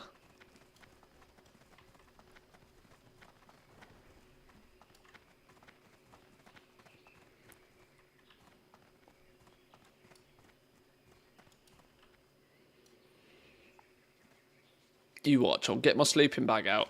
Go for a nap for 3. In fact, if I got... yeah, okay, I've got 4 minutes until I can even use my sleeping bag. Then 6, then 3. Okay, yeah, we'll kill this dude and then we'll do sleeping bag business.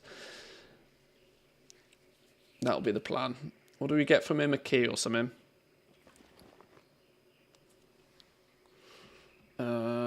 Can we convert some leather while we wait?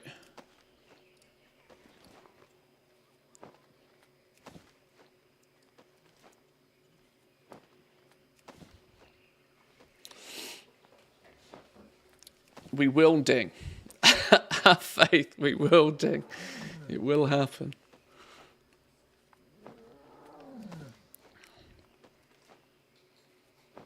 I'll probably hit 36. Then go get some food. I think that's going to be a plan. Getting a bit hungry. We accidentally spoke about food way too early in the stream today, so it's catching up with me. We can just say ding in chat regardless. I don't want your pity dings. I don't want no pity ding. I appreciate the thought though.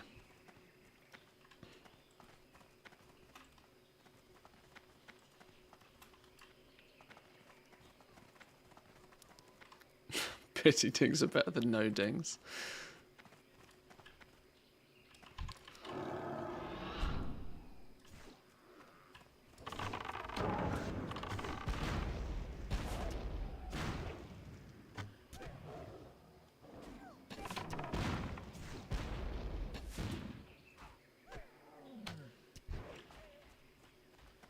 We're getting rep with Booty Bay for killing these fellas as well.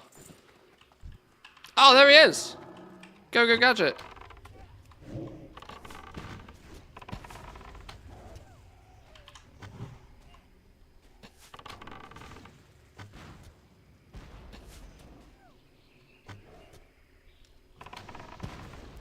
Get wrecked, Foreman.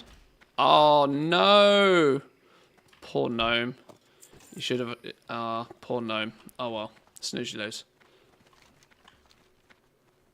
It's his problem, not mine. Right, where are we going? More geologists. Wait, hang on. Are we now farming for something else? Fuel regulator blueprints. Oh, these were the ones we had to borrow, right?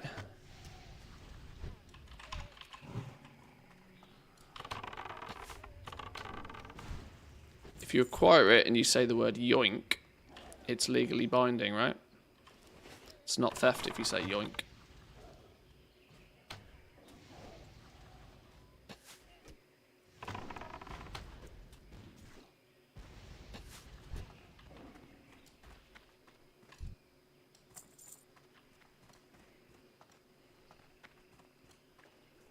Oh yeah, shit. Spot's gonna go the scenic route. Oh, good, he didn't pull anything. Okay, we borrow something from inside this building. Long-term borrow. Yoink.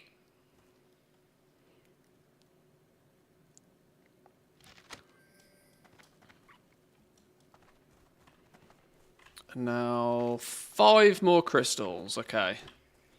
Can we kill the big shredders? No.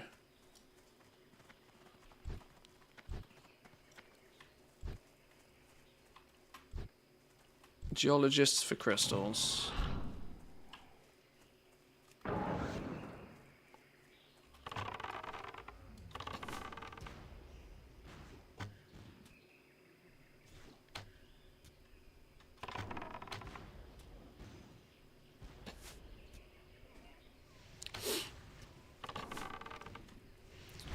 Go on, crystal me up, crystal me up. Never lucky.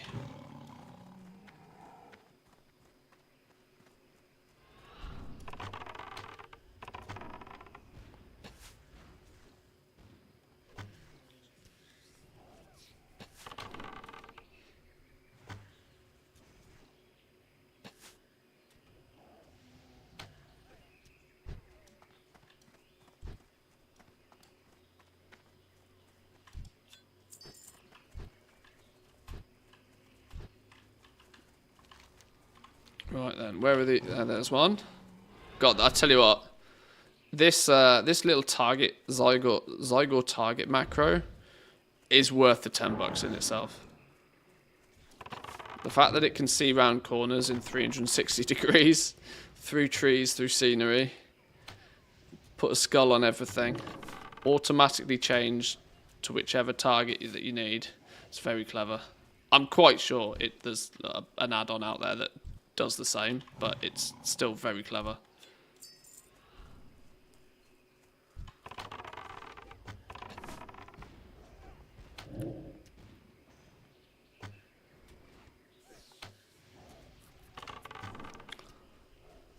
We don't seem to have any competition around here, which is nice. If we can keep on the quiet, we're on layer 4.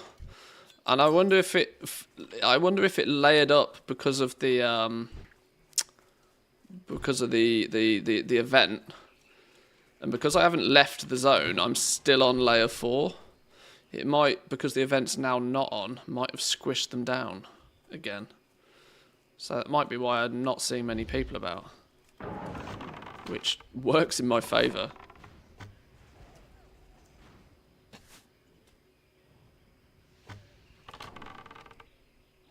I don't know how frequently it will roll up and switch off a layer. From my understanding, it's pretty dynamic how it does it. It just kind of happens when certain numbers get to a certain point. Oh, where'd it go? Where was it? Hello? Where'd it go? all the way up there. No, we're not going all the way up there. Don't be silly.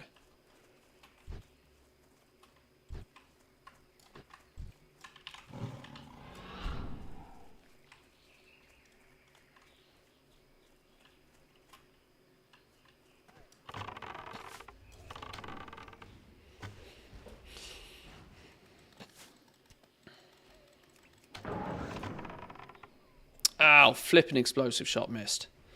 Half my damage disappears if I miss explosive shot. Oof, that hit though. Sheesh. No, he's mine. Go away. I hope they add instant mail between ults soon. Yeah, it surprises me that that's one of the quality of life things that they hadn't done. Because I must admit, it seems like such a weird thing. It seems like it was a technical limitation from a long ass time ago that now doesn't need to be a thing, and it just is just because it is. If that makes sense. There's no. I can't see much reason for having it. But what level of priority do you think something like that actually has? Probably pretty low.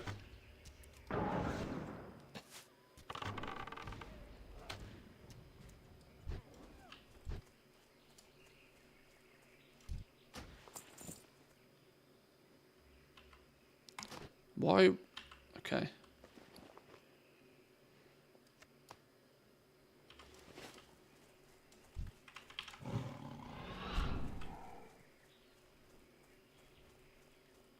You play this game as a full-time job, right? How aren't you 40 yet? I don't... Well, in a way.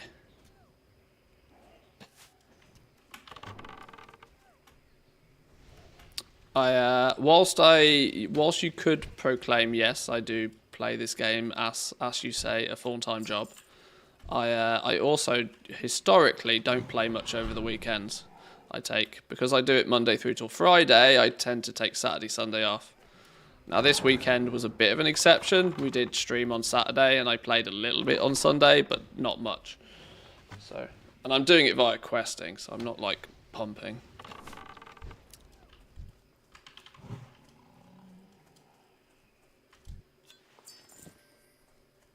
Oh, is that all of them now? Screw you, geologist, we're done.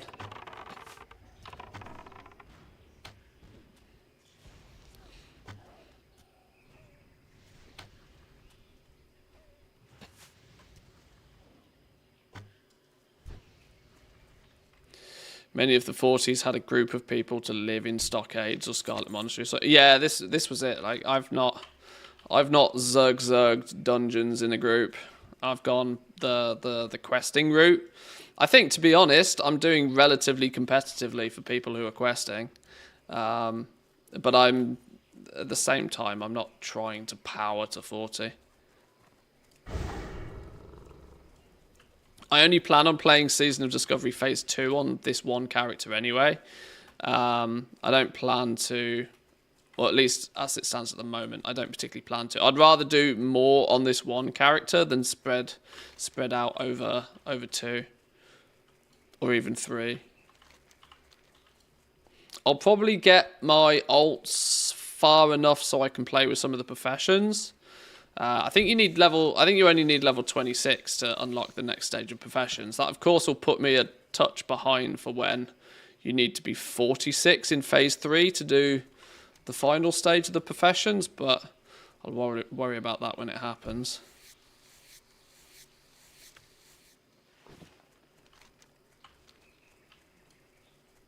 You got 5 characters? That's a lot of leveling. That's a lot of Scarlet Monastery runs.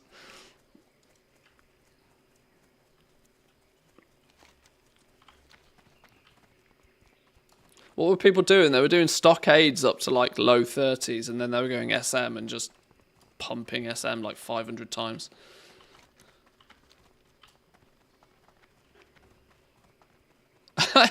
Where you've got 14 characters, I do see names pop up in the guild that I don't recognise, and I just instantly assume it's you. Every time. Especially if they log on in pairs. If they log on in pairs, I'm like, okay, Woo's online. Hang on. Need help? Well done. The loss of those jungle fighters will relieve some of the pressure on our camp. But now that you've had a taste of the forces we're up against, do you still want to throw your lot in with us? Well done, adventurer.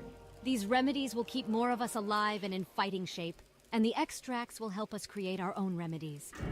Now that many of our troops are reduced, you must face his highly trained forces. When they're not in the wilderness slaughtering our rebel soldiers, they are found deep in the back of the Curzon compound, in a cave they call the Stockpile. I know many of Curzon's troops personally, and I know they are skilled, loyal, and cruel. This is no easy task I set before you, adventurer.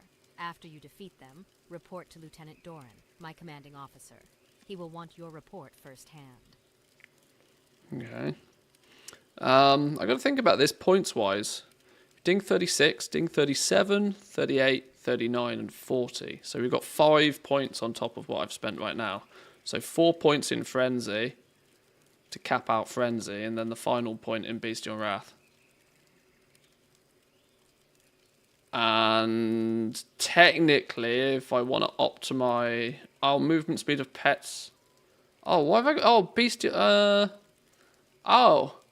Yeah, my point in Bestial Swiftness doesn't really make much sense anymore. Increase the outdoor movement speed of your pets by 30. I mean, that's like... It doesn't really matter, does it? We can take that out and maybe put it back into Spirit Bond or something. Okay, but that's my leveling path. Cap this, and then 40th point will go into Beast of Wrath. Okay.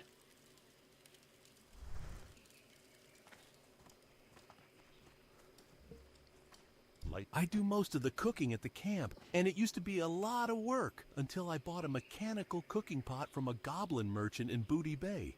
The pot is a wonder. It saved me countless hours until it broke. Can you take the pot back to the goblin for me so he can fix it? His name is Krazek. Will do. Straight to Booty Bay. You made me resub for P2 because of that bloody voiceover add-on. It's just cool.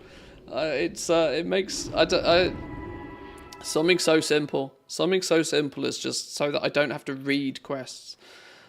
I didn't sign up to play a video game to read a flipping book. It's just nice that it does the voiceover, honestly. Yo! Hurry back! Aha! These will do nicely, adventurer. Yes, quite nicely. Here's your cut and ... It was a pleasure doing business with you. The Venture Company has a string of operations through Stranglethorn which keeps hard-working goblins like me from making honest gold. Please, you must help me. The Venture Company is mining near the Crystalvine Mine to the north. They can't get into the mine because of all the basilisks, but they're still able to dig up singing crystals from the surrounding hills, take their crystals from them, and show them they don't have the run of the jungle, and, bring me those crystals as proof. Yeah, you want crystals. I get it. I get it. Well, there's a dude on the roof. Where is he? Who are we talking to? Krazek. What's up? Oh, I see. It's a Krazek's crockpot. An ingenious piece of work, but it can break a spring or throw a gear now and then. Let me see what's wrong with this one. Aha! Its steam charger is rusted out, it has a cracked knuckle gasket, and its fobulator is missing teeth. I'm surprised the pot could even boil a turnip in this state. Can I fix it? Of course I can fix it, but there's a price. Oh yes, there is always a price. There is a mountain cave in Dry Whisker Gorge, far to the north in the Arathi Highlands. In that cave is rare ore, bloodstone. The bloodstone in this cave is not of the highest grade, but even low-quality bloodstone is valuable to those with the knowledge to use it. I would like some. I will fix your crockpot, but while I work on it, bring me samples of bloodstone. Bring me enough, and I'll even give you a bonus. Oh, and if you don't have the skill to mine it, find someone who does. So my information was correct, as usual. Interesting. Well, I don't suppose they pose any sort of threat of interference with our operation. but perhaps they have a need for some of our excellent manufactured products. Talk to me. Keep it real. Fascinating. That the crystals have been tumbled using this process can only indicate that they are planning to use them as some sort of fuel or other catalyst. I don't know much more than that. Samples will have to be dispatched to head chemist Gigglefont. Gigglefont? Trolls. They've been killing off What our kind of name agents is in the that? jungle. I've already lost a good number of my best guards to skirmishes with them. The costs are piling up. How will I explain this to Baron Revelgaz? Decisive action. Think, Kebok. You weren't assigned to the post you have today for sitting around. I've got it. You... adventurer, is it? You'll help me, won't you? There's money to be had. Here's the deal. You bring me the ears of 15 blood-scalp trolls. Oh no, we're not doing that one.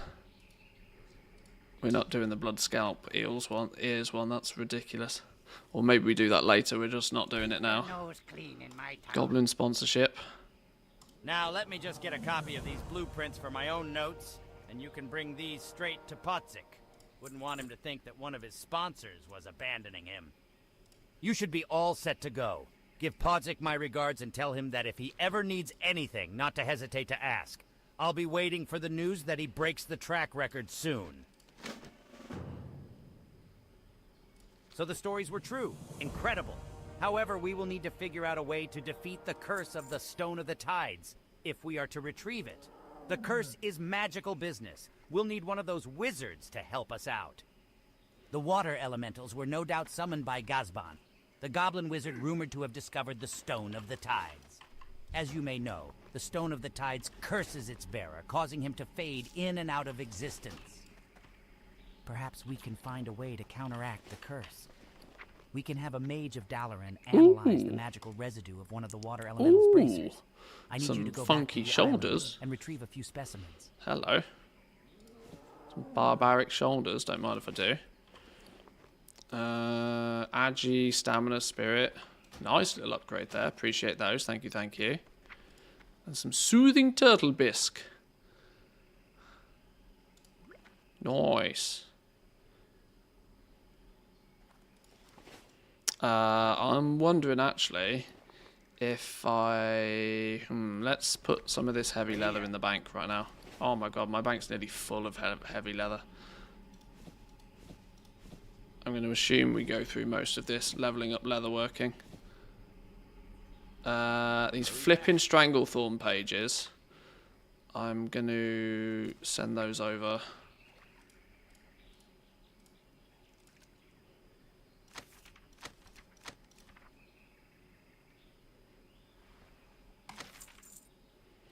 Send those over.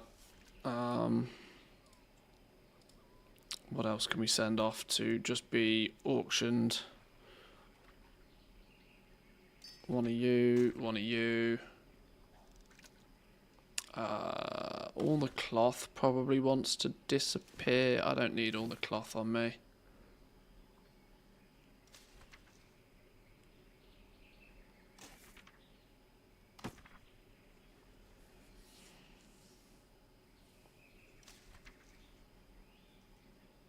They're soulbound.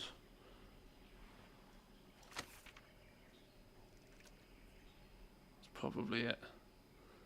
That do? There we go. Inventory's looking not perfect, but better.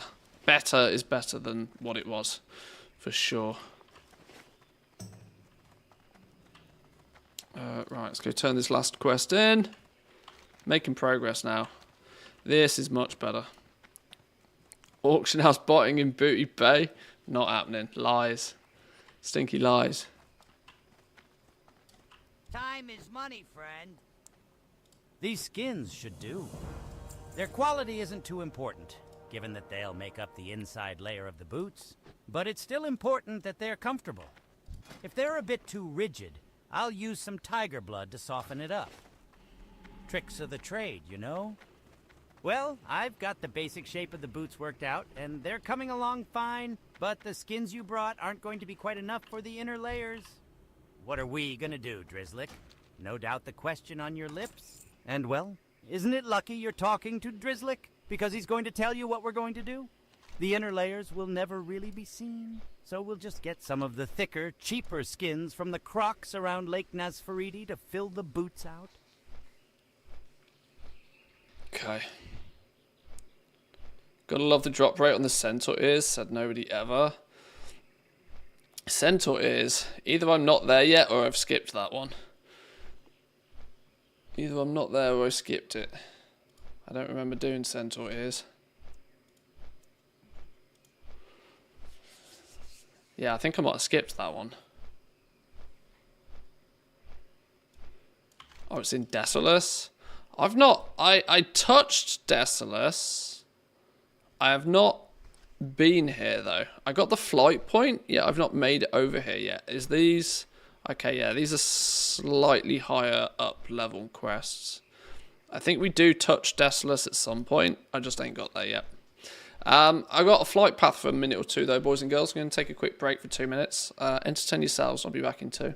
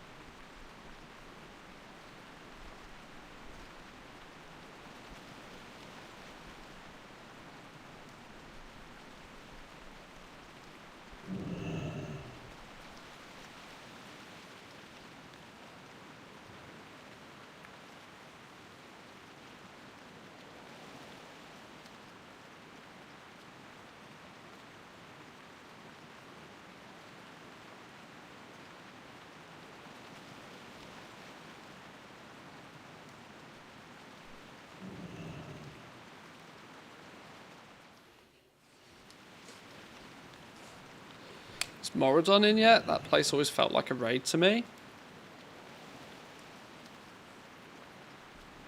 That's a good question. I don't know.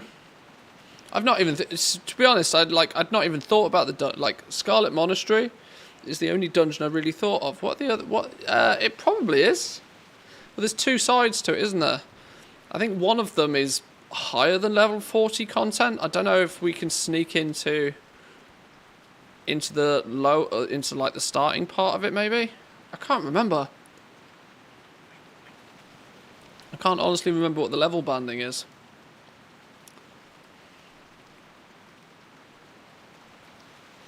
Where's my Atlas loot?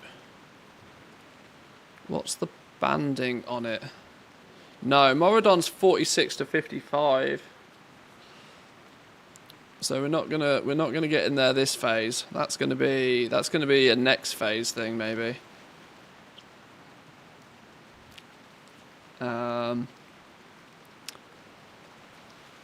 Alderman is in. Last boss is tough. Oh, was Alderman in? That's a 41 to 51.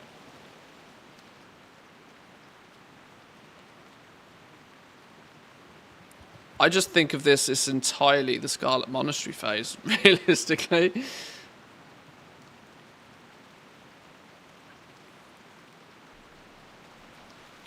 Razorfen Downs, Scarlet Monastery, Stupid Nomagon.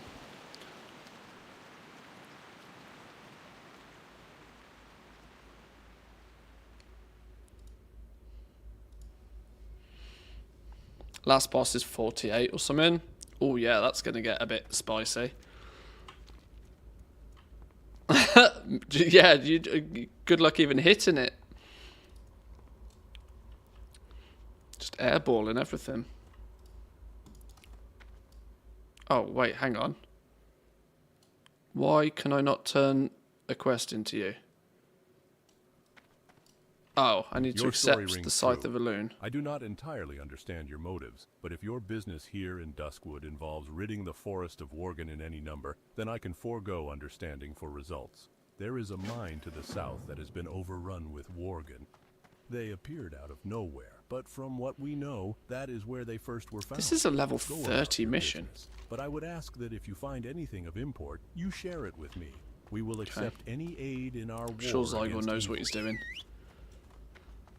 I wonder if they'll make Sunken Temple next season raid. I ran my level 80 Death Knight through it yesterday in Wrath of the Lich King. It took hours. It's still horrible.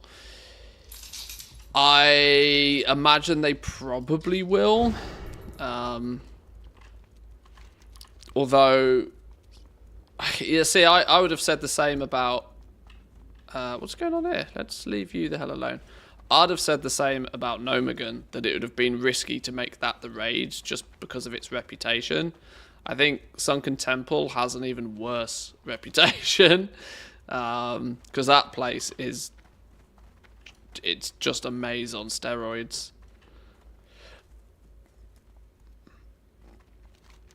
I think there was I think there's a lot of people that wouldn't mind not going there. Old Sunken Temple was great. Some sort of masochist? What's going on here? Isn't this the mage leveling spot?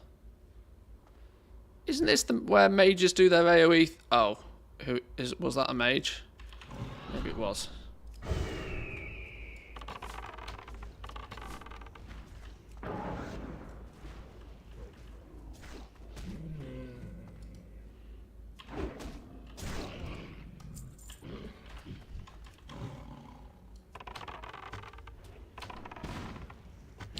Why are we picking this quest up now? I've been here recently.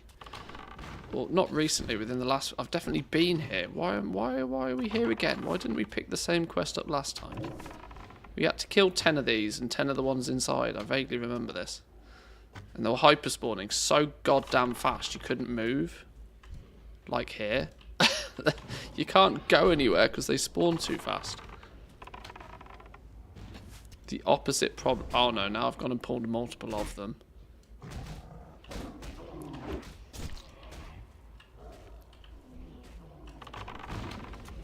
Don't pull these ones for the love of... Oh look, these two have respawned before I've even killed them! How am I meant to get in the...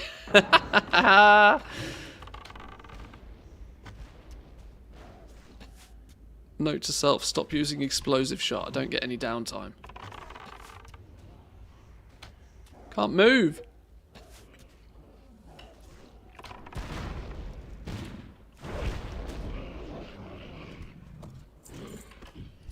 Right, can we sneaky our way in here? Forget skinning now, I ain't got time for that. Oh my god.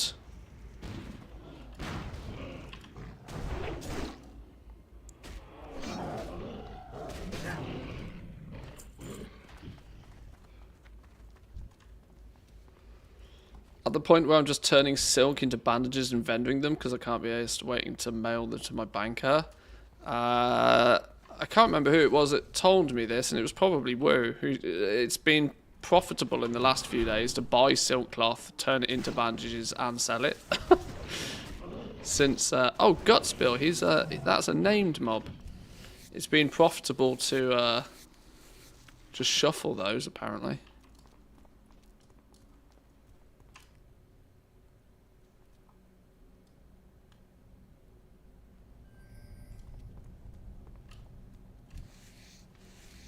Hovering around break even at the moment.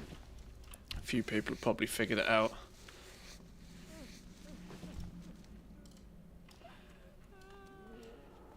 Means it shouldn't cost me too much to level up tailoring, at least.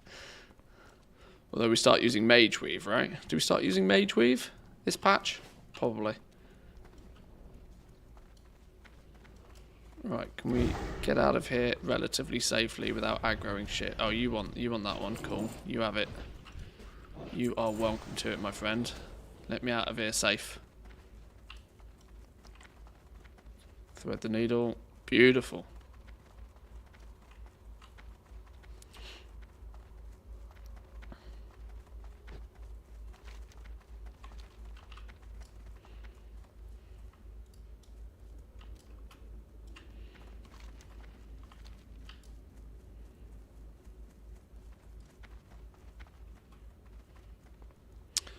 Enchant material prices have taken a total dump though. I'm hoping they'll recover later.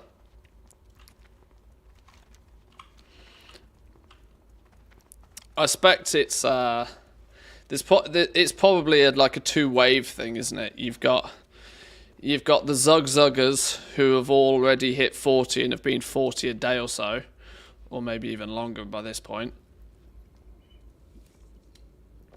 who will have done everything in their power to gear up as fast as possible. And then you'll hit the second wave of people that probably hit level 40 at a more reasonable pace. It is an interesting So there might be story two you waves. tell, adventurer. Though the Caravan family's influence is not large enough that we might find the root of these troubles and finish them once and for all, we will do what we can to contain the Worgen's numbers in Duskwood. Already I have instructed Kaler to make this his first priority. Why does he sound like he's on the phone? We shall rein in the Worgen problem. Have no worry of that. This evil that your friend introduced to our woods will be contained, and I bear her no ill will for her actions. Strange events are afoot in these times, adventurer, and the darkness knows no respite. I will keep you no longer. I suspect that there are others that should hear of what you have found in the mines of Duskwood. Farewell. Okay, we're heading to Stormwind. This might be a good opportunity considering we've hit, and it might tell me to do this in a second. This is probably a good opportunity to pick up some skills. Because the list of shit I can pick up now is longer than it should be. What actually on this do I want though? Raptor Strike, rank 5, probably. Don't click train all like I did. No, I'm deliberately not. I'm cherry picking the stuff I actually want. Serpent Sting, rank 5. Men Pet, rank 4. I think that's all I want. I don't actually think there is a lot here I want. We can pick more stuff up when we're flush for gold at level 40. But honestly, actually, Aspect of the Hawk is the only thing I want at 38. Yeah, there's not a lot out here I actually want. Even Men Pet is kind of semi-optional, really. Going from 68 to 103 health. 5 seconds, 500 health as opposed to 7 times 5, 350. It's an extra 150 health. How much health does my pet even have?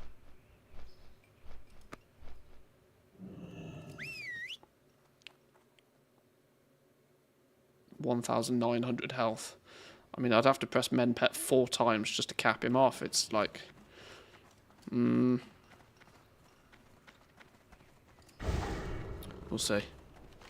We'll pick up a few bits anyway. It's over in the Dwarven district, isn't it? So we're heading there anyway.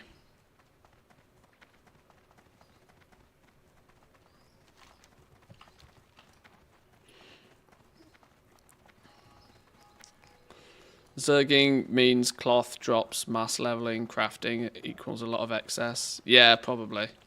Yeah, this is that. Once that first wave has kind of come through and done their thing, it might look a little better.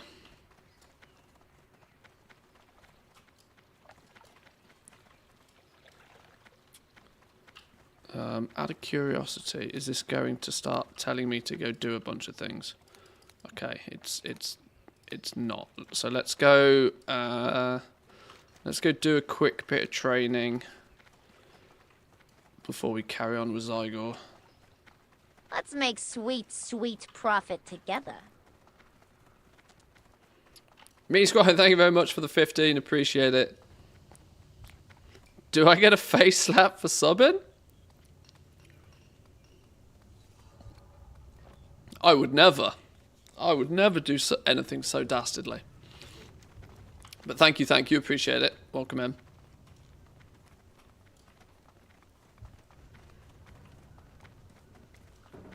Right, all the things is going to lose his mind for a second. Knowledge of the beast, and you will see yourself. I Observe as the owl does. don't care about Learn aspect of the cleverness from beast. the I don't care about scare beast because I Embody don't do the mighty PvP. spirit of the wolf. Mend pet rank 4, I'll take.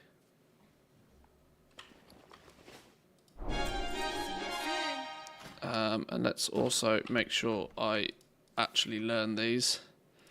Mend pet rank 4. Put it on the bars. Hello. Look at the wisdom and knowledge of the beast, and you will see yourself. Distracting Observe shot. as the owl does. I Learn probably should cleverness from the take saber flare. Embody the mighty spirit of the wolf. I don't know if I'm going to particularly use flare until I do more PvP stuff, but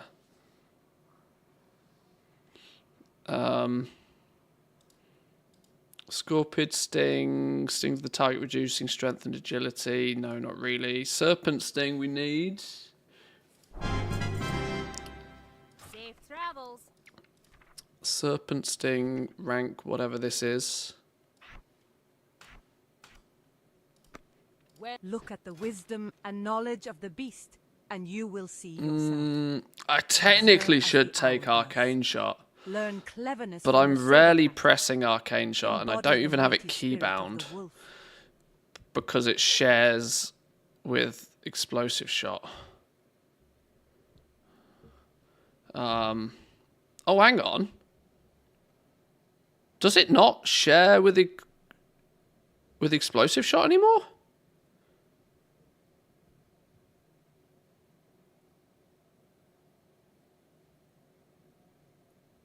Hello?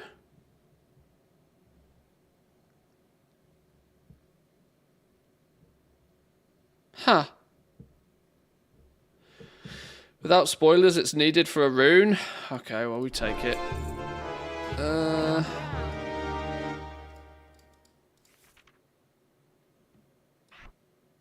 Wang it there. Look at the wisdom and knowledge of the beast, and you will see yourself. Observe as the owl does. Learn cleverness from the saber cat. Embody the mighty spirit of the wolf. I'll take Arcane Shot just because I should, really. Raptor Strike I do actually use when something gets a bit close to me.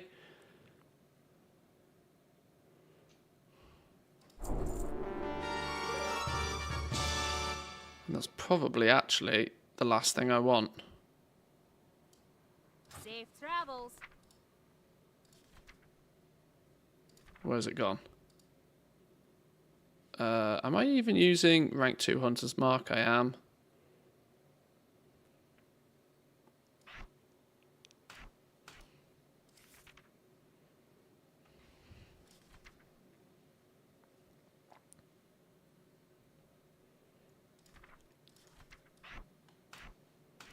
Okay, that'll do me.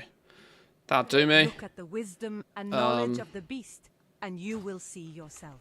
That'll do me. Observe as the owl does. Ah, I need to go Learn out. cleverness I from the need to saber cat. remember to do this Embody the mighty because I keep spirit of forgetting. the I wolf. need to go out and get claw rank, not trash. Didn't I say I was going to wait till 36 because then I could get the next level of claw anyway? I think I did, didn't I? Claw 16, 25, 34, and then 40. Oh. Oh, well, I'm in that weird position where I might just wait till 40 then.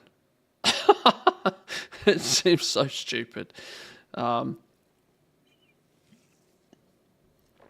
pet's doing substantially less damage having less claw. What's it doing? It's got rank 2 right now, which means it's doing 8 to 12 damage, when it could and it should be doing 21 to 29 damage. Okay.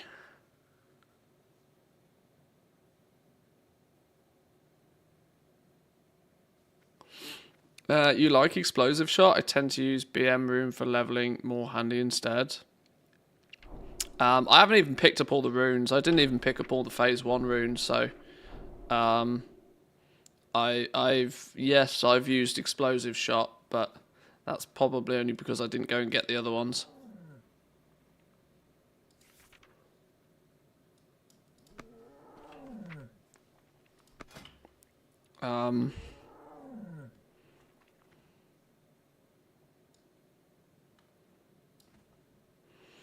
Pet's damage and health increased by 20 and its focus regeneration by 50. In addition, your pet's growl now taunts the target to attack it for 3 seconds. Damage and health increased by 20 and its focus regeneration by 50. I don't know what mathematically works better.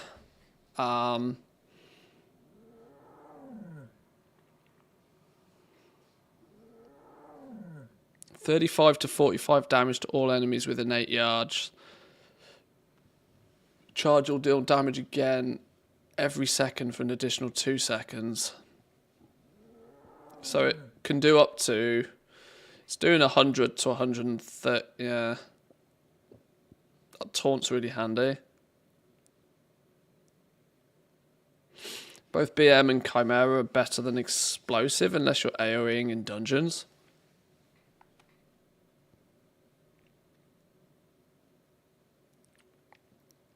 You deal 100% weapon damage, refreshing the current sting on your target. Instantly deals 40% of the damage done by your serpent sting. If you throw a Viper Sting on, instantly restores mana equal to 60%. Yeah, if you were weaving stings, Chimera Shot might be quite clever.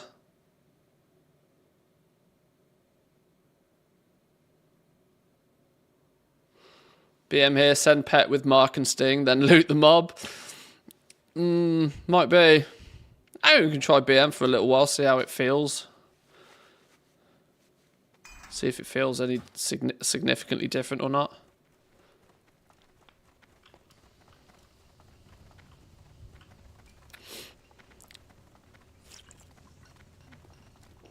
I just like the boom, boom, boom. This way, I suppose, Spot does more damage.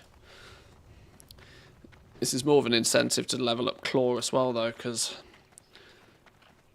yeah, well, whatever. Whatever. We'll see what works. Explosives in dungeons. Yeah, to do splash damage if somebody else is dealing with the... This is kind of why I wanted the... thinking about it, actually, this is kind of why I wanted the Gorilla for Thunderstomp.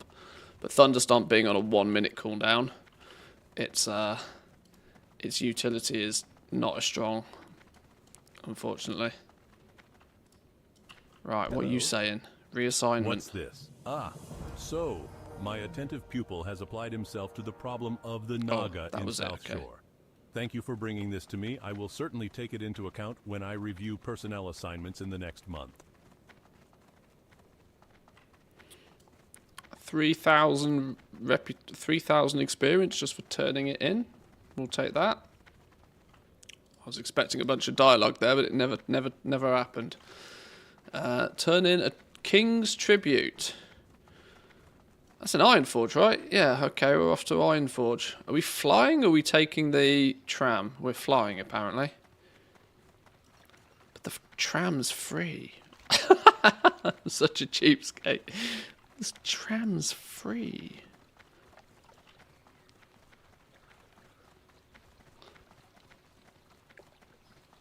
My god, I've only got 11 quests. This is the lightest our quest log has been for days.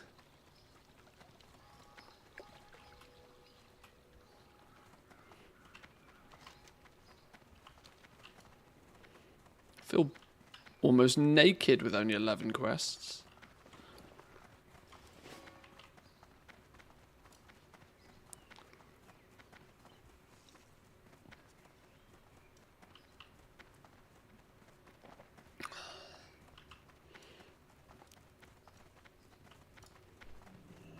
Where is it you would like to go, lad?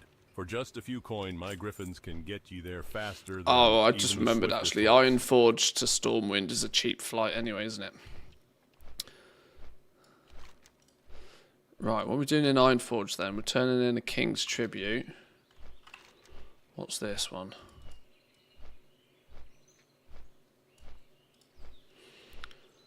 Oh, the 5 pieces of Alterac granite. I remember picking these. Remember standing in the dungeon waiting for the cave waiting for these.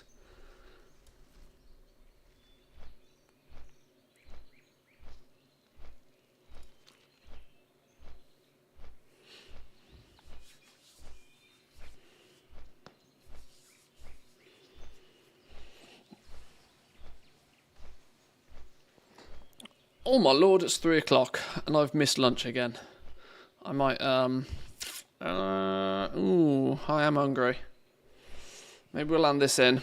I think I might hand this quest in, boys and girls. I might leave it there for today. Or at least for this morning. That's, I could do with some food. We are likely, I'm likely to play a little bit later and I'll probably play enough to hit 37. That means we got a stretch goal tomorrow of the last 3 levels. See if we can hit 40 tomorrow. If I actually sort of, you know, pay attention to what I'm doing. It might happen. Where's Zygor going to take us? Where's Zygor going to take us from here? So we're in this sort of territory now. We're going to go do some random ass Duskwood. I don't know why it's called it Duskwood, but anyway. Okay, we're going to Desolus next, and we're going to live in Desolus until we hit 37. Then back to STV until 38, with a splattering of Swamp of Sorrows, 38 to 39. Off to Alterac Valley, and then finally Arathli Highlands, where we'll probably ding 40. Not much more time in Stranglethorn by the looks of things then. Okay. Okay. Yeah, boys and girls, I'm gonna end it in Ironforge. I think it makes a lot of sense to chill in Ironforge. We'll get some rested experience while I log off for an hour or two as well. So that will all help. Thank you all for joining today. I appreciate the support, all the bits, all of the subs, all of the follows. Anybody that's pressed a button, I highly appreciate it. Or anybody that's just sat and enjoyed, I appreciate that just as much. Thank you very much. We'll be back tomorrow. Tomorrow's Wednesday. We usually do a double stream on a Wednesday. Just because it's reset day and there's usually lots of stuff going on. That reminds me, I absolutely must go do my Lovers in the Air dailies. Okay. Squirrels, clearly squirrels. Thank you all for joining once again. Come say hi over in the Discord if you haven't already. And it's pancake day today. Go eat some pancakes. Enjoy. I'll see you all tomorrow. Peace.